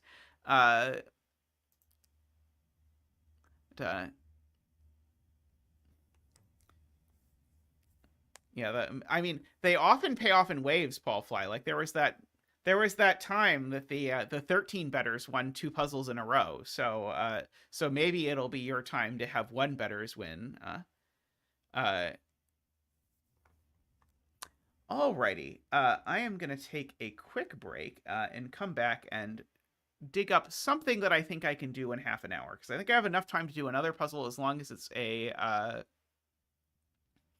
it's 183 fewer streams than the wet star betters. That's true.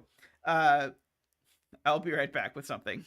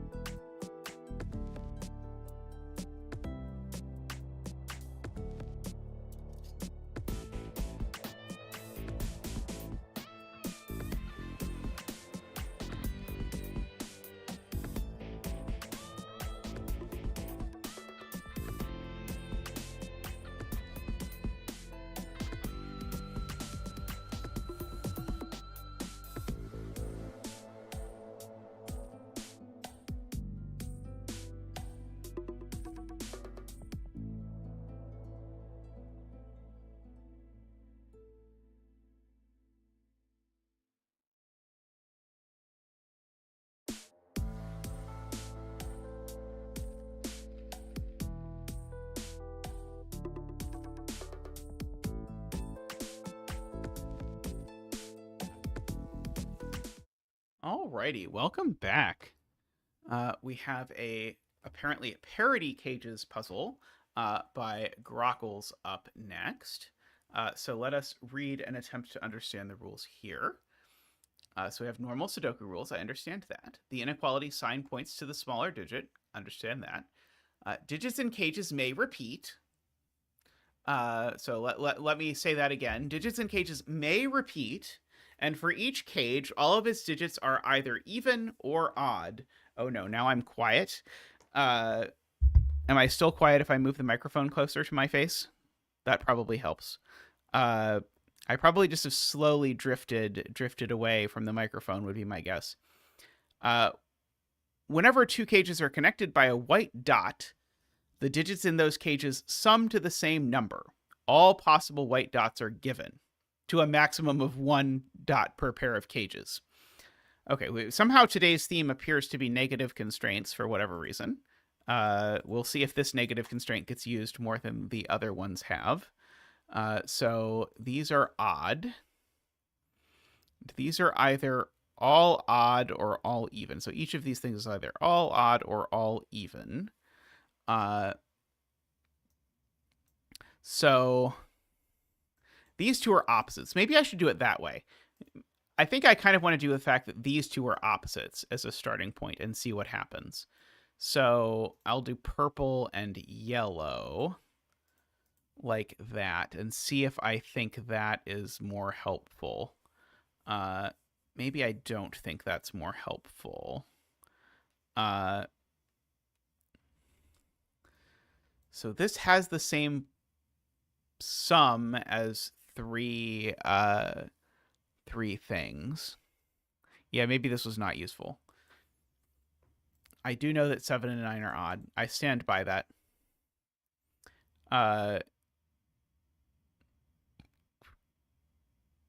Oh, this cell's definitely even is a good spot from ranks.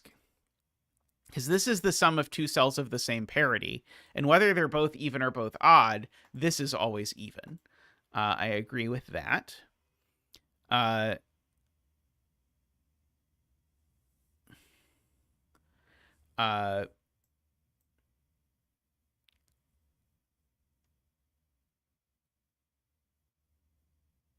So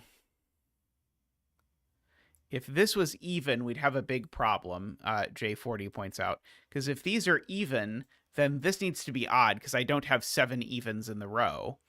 But then it would be the sum of 3 odds equaling an even total. That doesn't work. So these are even, and now, sorry, these are odd, and now these are even. That does work.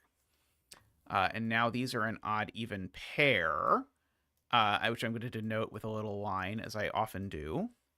But now, because this is an odd-even pair, that's 2 evens gone from the box. These can't be even anymore, so they're odd. And now this can't be odd anymore, because that would put 6 odds in the column, so these are even. And that's 4 evens in a box, so these are all odd.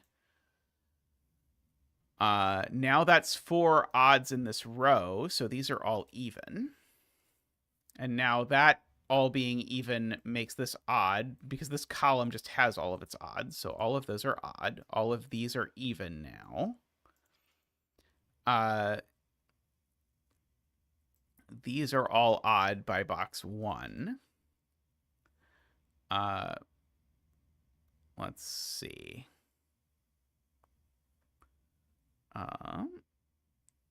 Oh, this is even by Rank's earlier proof. Because it is a sum of 2 evens or sum of 2 odds, and either way it's even. And now these can't be 2 evens because it would put too many evens in the box, so those are both odd. And that is odd as well. I feel like I overcomplicated that, but we will somehow shamble on. These had better not be even, or I'm putting like 75 evens in the row, so these are odd. Let's see. So these are either both even or both odd. Yeah, these are definitely an even-odd pair. This row has its 5 odds, so that's even.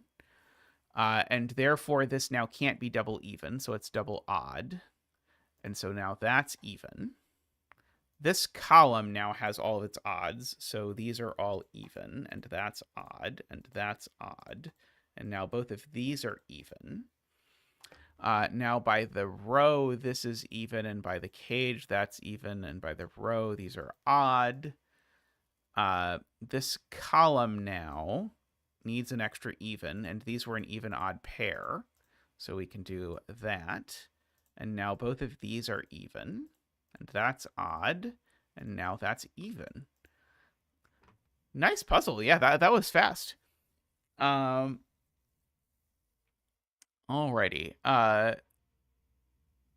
Yeah, so now I suppose we're obligated to pretend we care about killer math or something. So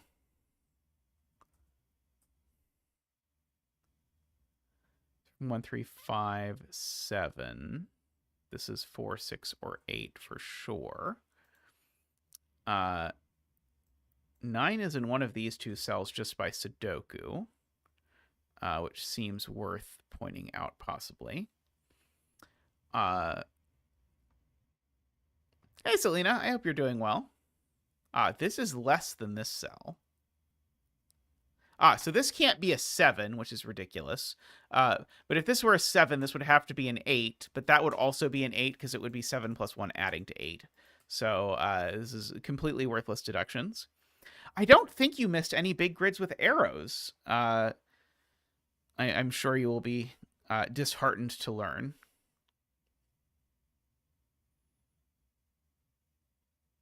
Oh, right. Oh, that's smart.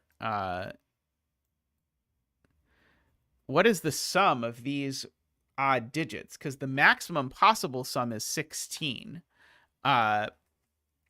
Is Emily's point.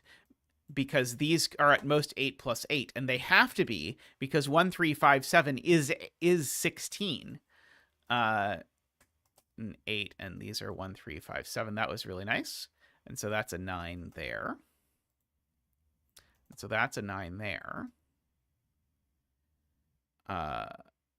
Okay, so is there something I could do here?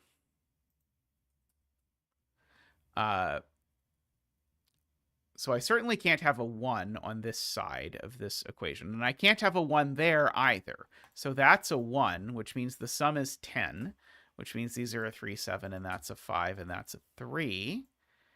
And these are a 1, 7. I feel like I did that in not the intended way, but I'm going to take it. These are 1 and 7, and I know the order because of magic. Okay. This is known to be a 5 while I'm at it. So these are a 1, 3 pair. These are a 5, 7 pair.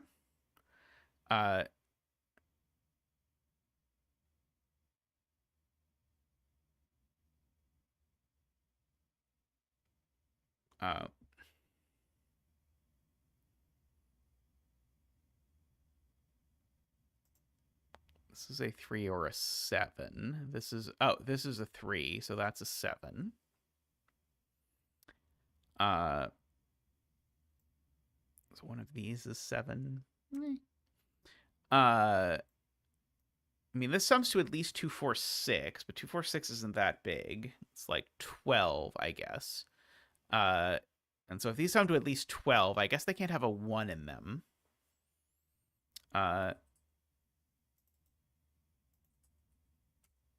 That one's not a 7. That one's not a 9.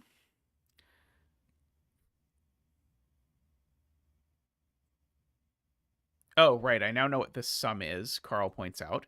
So 25 minus 7 is 18. So these need to sum to 18. So that's a 2. A thing that sometimes pays to remember is that the evens in a Sudoku sum to 20 and the odds sum to 25, which is how I did that. So there's a 2 over there, a 2 up there. That's an 8 by asking ourselves the question, where does 8 go in the row? These are a 4, 6. So that's a 2. So these are a 4, 6.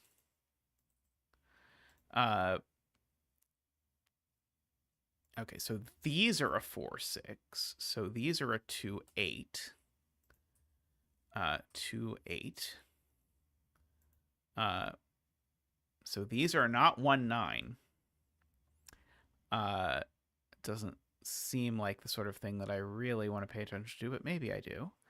There's a 2 up here somewhere.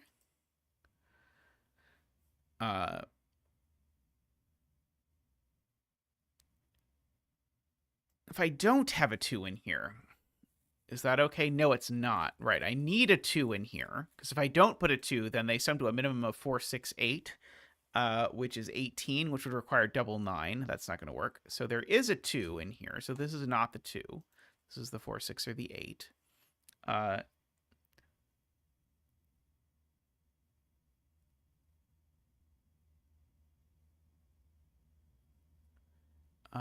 Let's see. 8, I know, is in one of these 2 cells by Sudoku. Oh, Nicholas is pointing out that 3 is not less than 2. Yes. So that's the 2. So these are a 2, 8 pair, actually. So these are a 4, 6 pair. And this is 4 or 6.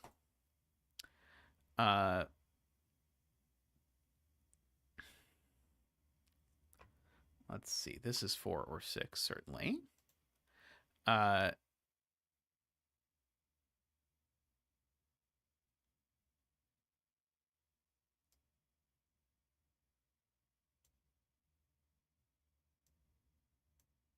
Oh, row 4 is 2. Very smart spot from Garion. It's not neither of those, so it's in one of these, but it's also in one of these. So that has to be the 2, and that has to be the 8.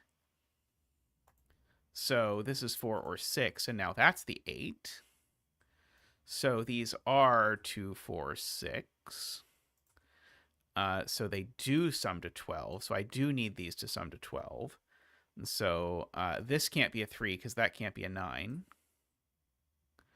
And this can't be a 5 because that can't be a 7. But it could be 3, 9, or 7, 5 as far as I am able to dictate. This is a 4 or a 6 for sure. Is it 2, 4, or 6?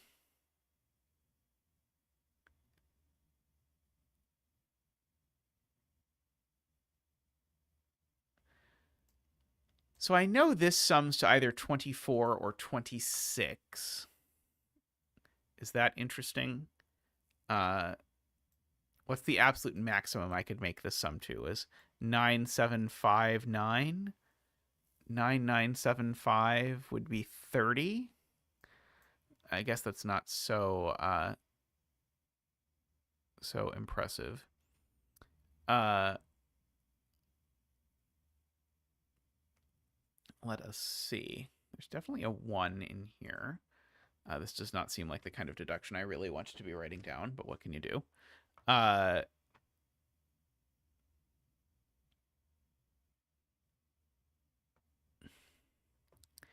8 and row 6 can't go in that cage. That makes the sum too high. Okay, so if this were an 8, right, okay, so if this is an 8, then these definitely sum to 20. So they would sum to 30 in total, in which case I would have to do 9957. Is there a reason this can't be 9957 to match the 30?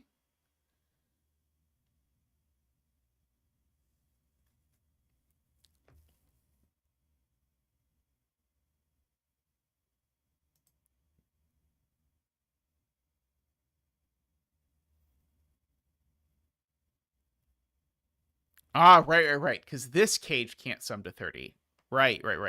This cage, remember, sums to 24 or 26. Right. So if I make this an 8, then I do make this sum to that. Okay, so, and in fact, actually, these are 20, and those are 20. So this plus this is equal to that. So this can only be itself a 2 or a 4, which means that's an 8.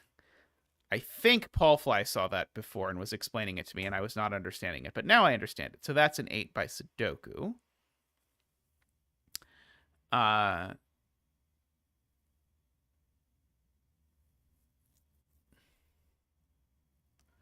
This digit's also that digit. For whatever that is worth.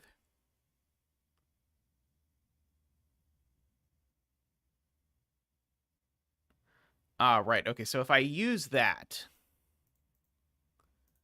these two are the same. And I remember that this digit is 2 less than red, then this digit can't be 4, because if it was, 6 would be 2 more than 2. So this is not a 4. So one of these two is a 4 for the row, so that's not a 4.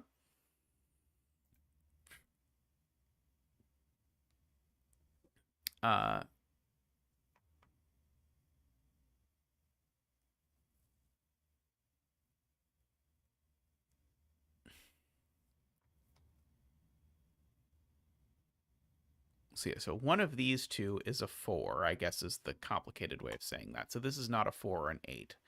So this is a 2 or a 6. So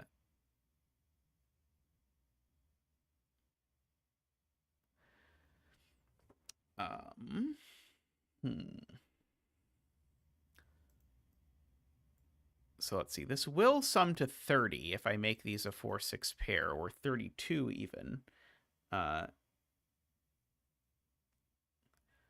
But I feel like this could have a pretty big sum if it wanted to.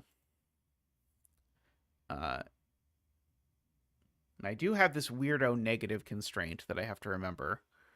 Or hope doesn't come up. One of those. 3, 5, 9 over there. These sum to 18 for sure.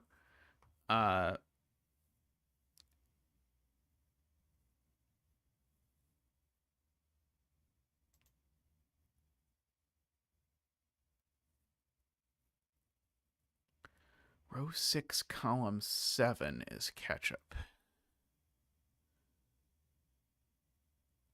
Right, because ketchup in this row is one of those two. Right, wow. Okay, so Paul Fly's point is one of these two is ketchup for row 5, because that's definitely not and that's definitely not. And so therefore, where does ketchup go in this box? It goes there.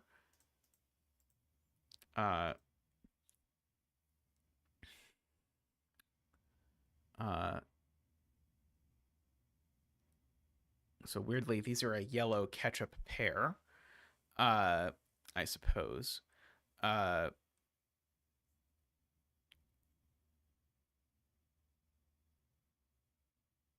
or by row 4, column 8. That is a much less convoluted way to this is a much less convoluted way to frame it, Nordy. But we don't always go for the less convoluted way around here, apparently.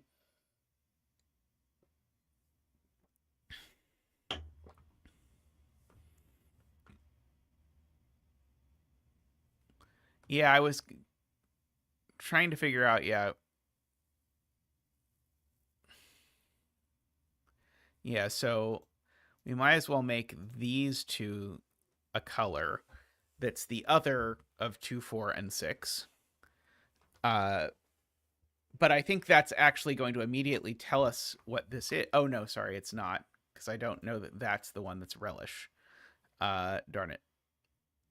I was all excited for that to tell me that that was the one that's relish. This is certainly relish.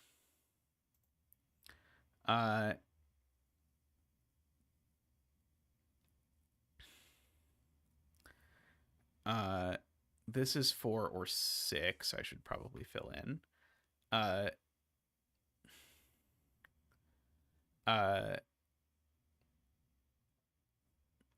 Yeah, everyone enjoys getting relish involved. I can't blame you.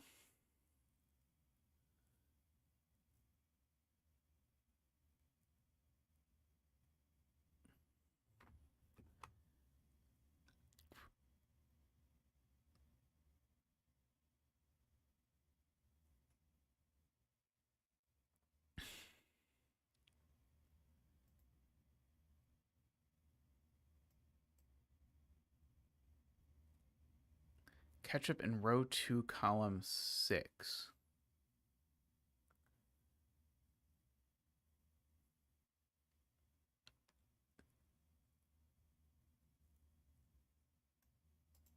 I don't think we do we know, because we don't know that these are different, right? Unfortunately. Although it hurts my brain.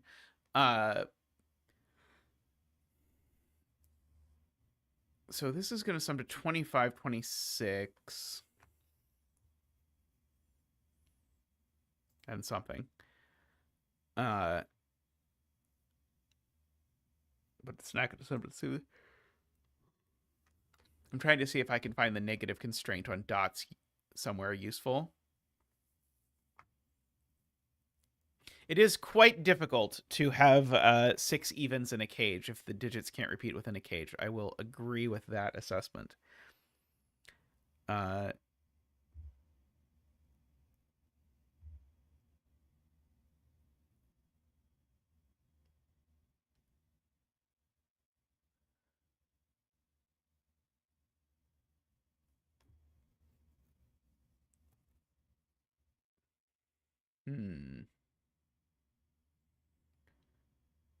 I'm being told to use mustard in the first 3 columns. That's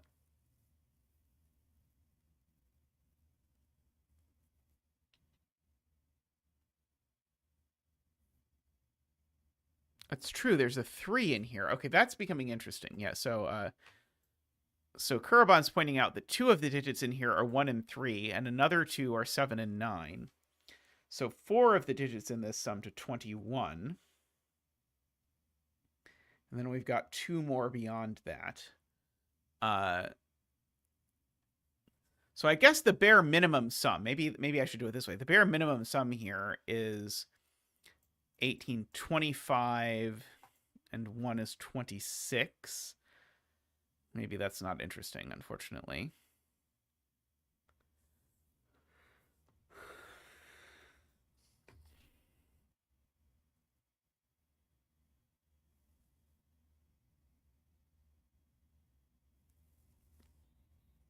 That 3 does look down, that's true.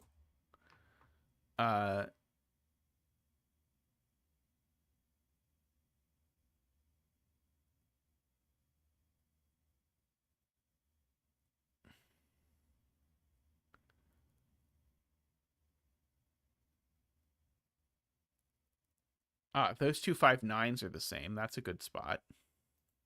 I don't know if it'll be useful, but we can make them cotton candy for your dessert for your dessert hot dog. There's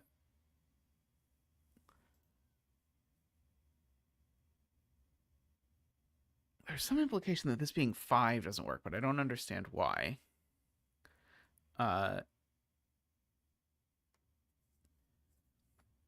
Let's see.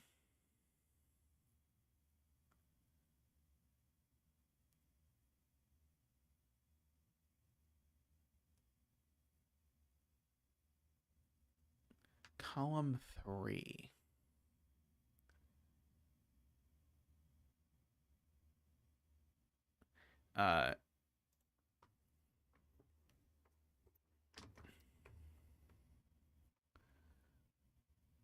Oh, okay. So the point is, this is always 1, 3, or 5 because it sees a 7 and a 9.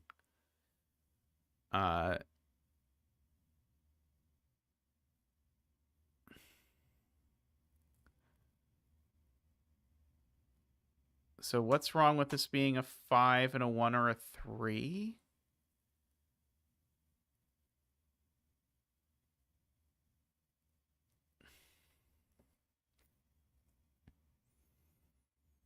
I don't quite see the row 4, column 3, and 4 affect it. So if this is a 5, then that's a 9 and that's a 3. And if this is a 5, so that would make this a 1. Oh, wow. Okay, yeah, that's incredibly complicated. Is this like a Y-wing or something? So yeah, I agree that this being 5 just does not work, because if this is a 5, what happens is it makes this a 9 and that a 3 and a 1. But now a 1, 3, 5, 7, and 9 all look at this cell, making it a naked nothing. So this is never a 5. Which means that one of these is a 5, which I don't know if does anything. It sounds like Selena has made a math. Of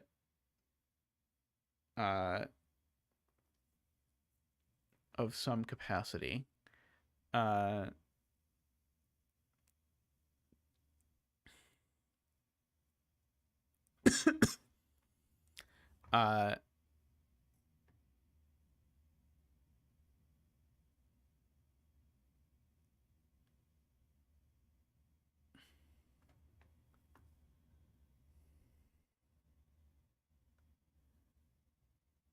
So yeah, it maybe involves doing some min-maxing on this cage or something. I think Selena proved it can't be double 4, and Carl proved it can't be double 6 or something like that.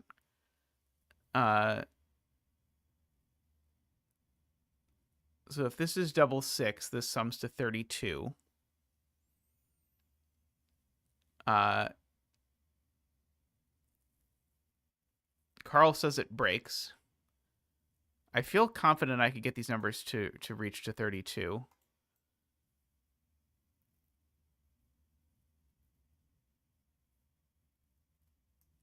So that would be 6.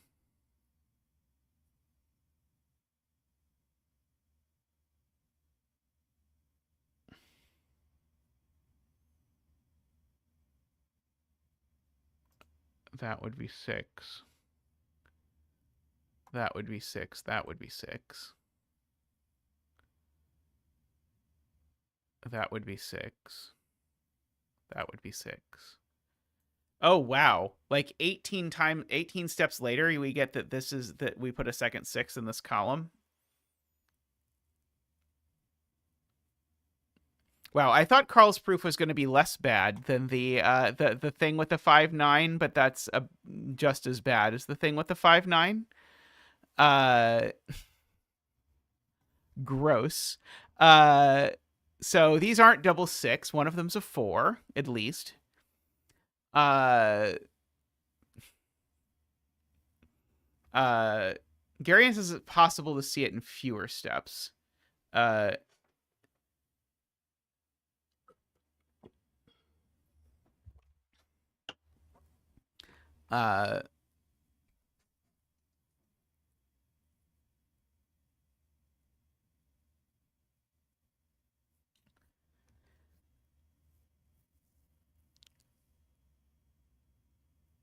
Can color them. Should I just get rid of the cells I have colored now? I could get rid of all the coloring I have now if we don't think it's useful.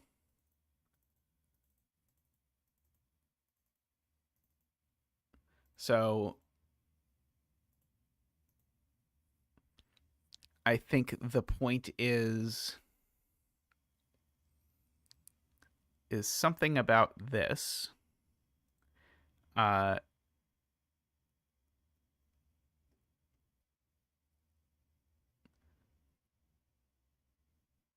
I don't see the so is the point that somehow this breaks if this is also red? I don't see it.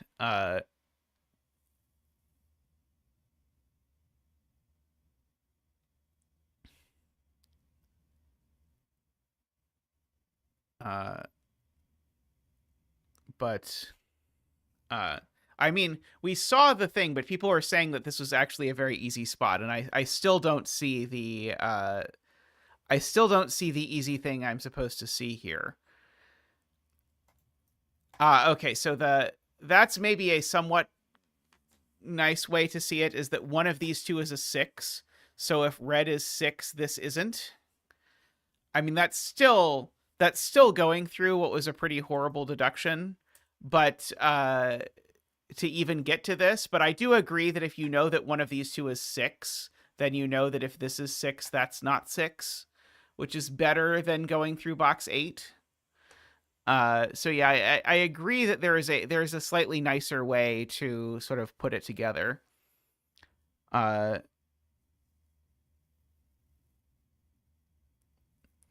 uh, Using the 6 corner marks.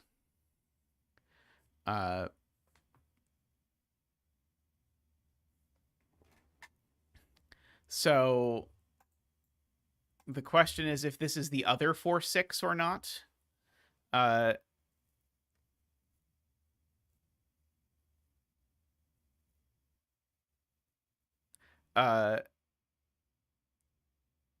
Box 5 can't sum to 28. So the box 5 cage can't sum to 28. So if this were double 4, this would need to sum to 28. So these sum to 16. So in order to sum to 28, I would need these to sum to 12. 2 of them are 1 and 3. So I'd need the other 2 to sum to 8. So they'd have to be 1 and 7 or 3 and 5. But I can't use 1 and 7 because there's already a 1 in it, and I can't put the 1 or the 7 in here. So it'd have to be 3 and 5. The 3 would have to go there, and the 5 would have to go there. Sorry, the 5 would have to go in one of these places. Oh, but that doesn't work because putting a 3 here puts a 5 here. Good Lord, grkles. Who hurt you? So the point is, it's much easier. Sorry, it's much easier. It does not run through the 12 cage. It's because that 3 says there can't be a 3 here, right? It is much simpler than the complicated mess that I just did. It's because there's a 3 in box 6. So neither 1, 7 nor 3, 5 work. So the point is, this is the other 4, 6. And so this is the red. This is the red. So this cell is not 2, 4, or 6, so it is an 8. So this is the red 4, 6. That is the 2 and the 8. That is, so that's the 2, and that's the mustard for our hot dog. Oh yeah, this is certainly the mustard.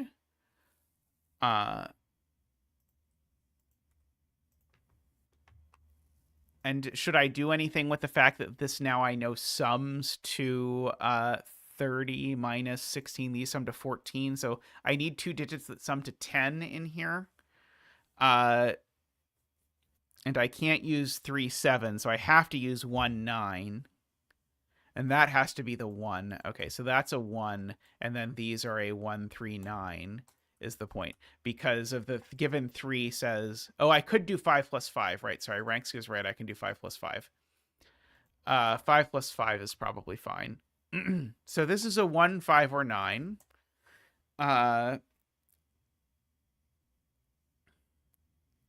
Gripping. So there's a 7 in this cage. Oh, that one can't be 9 because that would involve putting a second 1 over there. So that it can be 1, 9, but if it's 1, 9, the 1 is there and the 9 is over here. And so these are 1, 3, 5, or 9.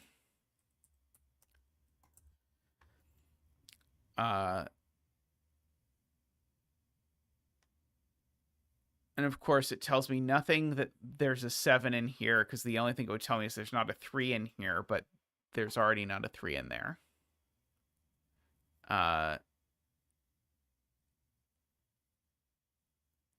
So 5 in row 4.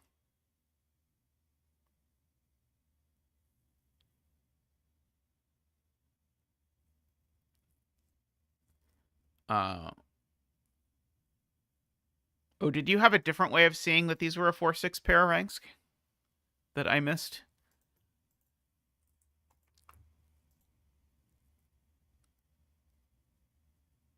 Oh, you just assumed they were. Okay, got it. Okay. 4 column 6 is not a 5. Because if this is a 5...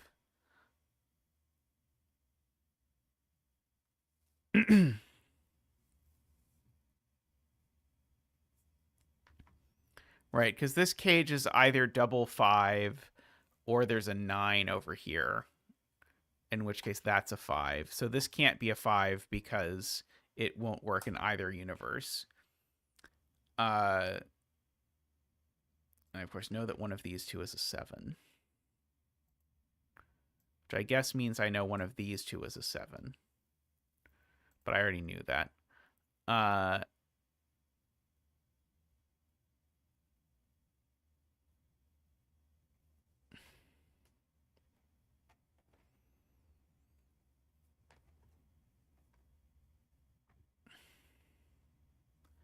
If row 4, column 7 is a 1, then there's a 9 in that large cage. So, yep, agree. 4, column 2 can't be a 1.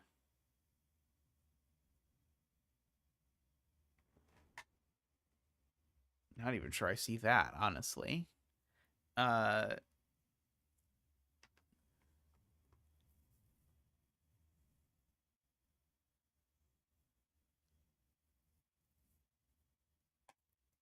I mean, maybe I should write that this can be 1, 5, or 9. This can be... This being 1, 5, or 9 seems way less useful, but this being 1, 5, or 9 is potentially interesting.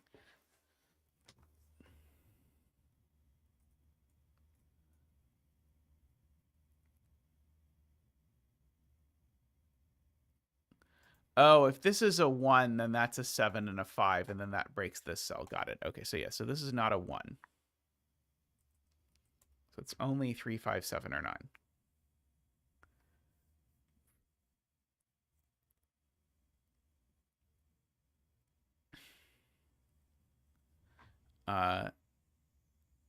Oh, and it's not a 5 either.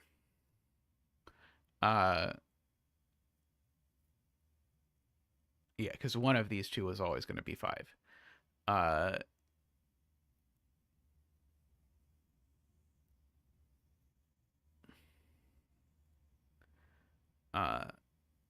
So one of these is a 1, for whatever that's worth.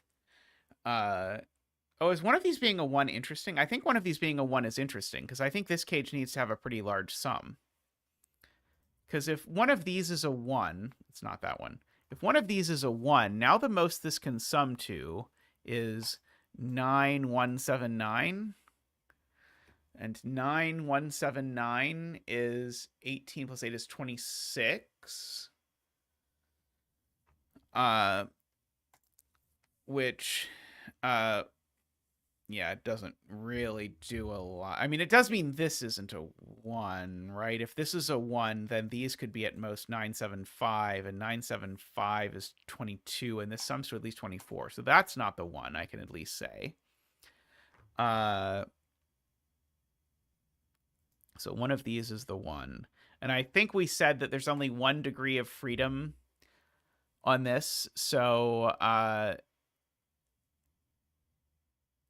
yeah, so this needs to be a 7 or a 9, and it's not a 7, so this needs to be a 9, because there's a 7 corner mark, so this needs to be a 9. So that's not 9, and that's not 9, so those are a 3, 7 pair, so that's not a 3.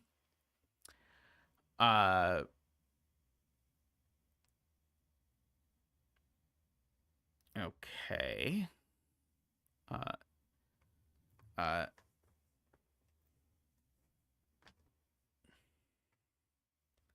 That places the 3 in box 5. It does. The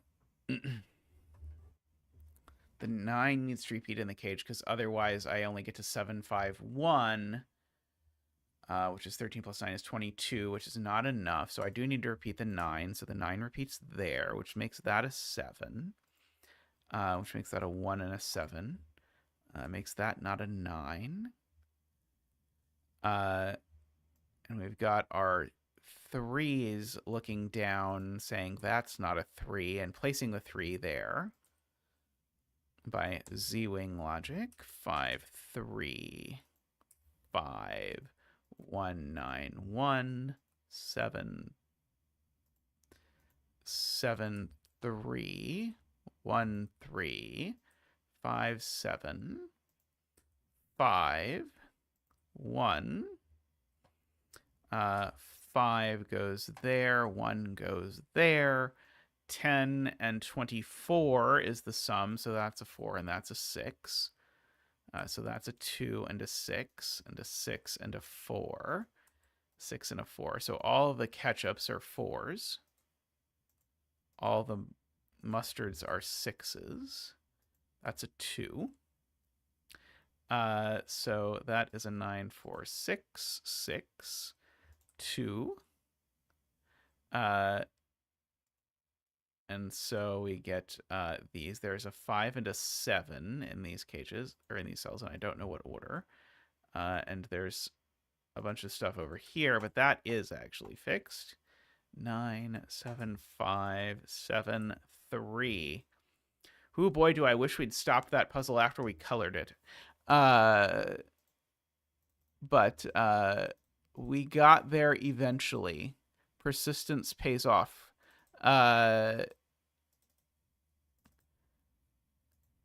I really wonder if we missed a thing there that was intended, because that was gross.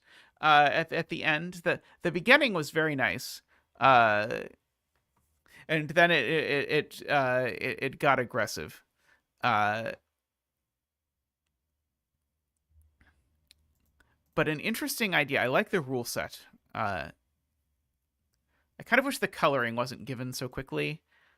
And I kind of wish digits couldn't repeat within cages. I think it would be more interesting if digits couldn't repeat in cage. I mean, obviously, you'd have to restructure the grid. Hey, Bence, I really enjoyed your puzzle at the beginning of the stream. We did your aquarium one, which was quite neat. But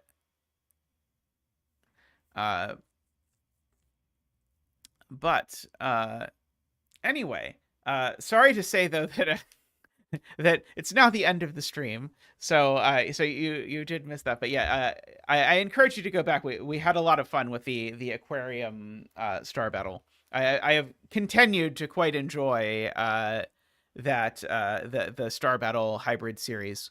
I've been trying to not do them all at once, but dole them out over time. I don't know if you're still making them. I haven't checked recently. Hopefully there's still more of them coming out. But anyway, thanks to everyone for hanging out with the puzzles today. We got to do a bunch of cool stuff today. We got to do way more puzzles than I think is the usual standard. We got to do 6 whole puzzles. So that is quite a good rate by our standards of late. So thank you, everyone. Thank you for everyone who supports the stream. It really does mean a whole lot. Please do give the stream a thumbs up if you have not yet done so. Greatly appreciated. If you'd like to support the stream, you can do that by clicking the join button down below. And for as little as $5 a month, you can support the stream. It's greatly appreciated. Or if you want to do a one-time donation, there's a Ko-fi link for you as well. And also, we have plenty of people who support on Patreon. You can see all the names of everyone who supports the stream at all of the breaks and at the end screen, so you can see everyone's name. Thank you to everyone who donates at the top level as well, so I read their names at the end of each stream. So thank you very much to David, Nordy, Franco, Woofer, DDX, Daniel, Willie, Danita, and Nico. Thank you so much. I look forward to seeing you all again real soon. I'm being told that that Bremster is streaming, so I don't know if we can get a Bremster raid or a Bremster official transfer set up. It will depend if Tristan is listening or not, and I don't think he is. But you can go check out, and I believe it's just youtube.com/Bremster, right? For Bremster's channel, and watch Bremster do some Sudoku. We love Bremster around here. Oh, Tristan says we cannot. Oh, right. YouTube makes it extra complicated. But anyway, I encourage you, when you see the little credits roll, head over to youtube.com/Bremster and help him out. All right. But that's all for now. Thanks for watching, and I'll see everyone soon. So thanks for watching, and bye for now.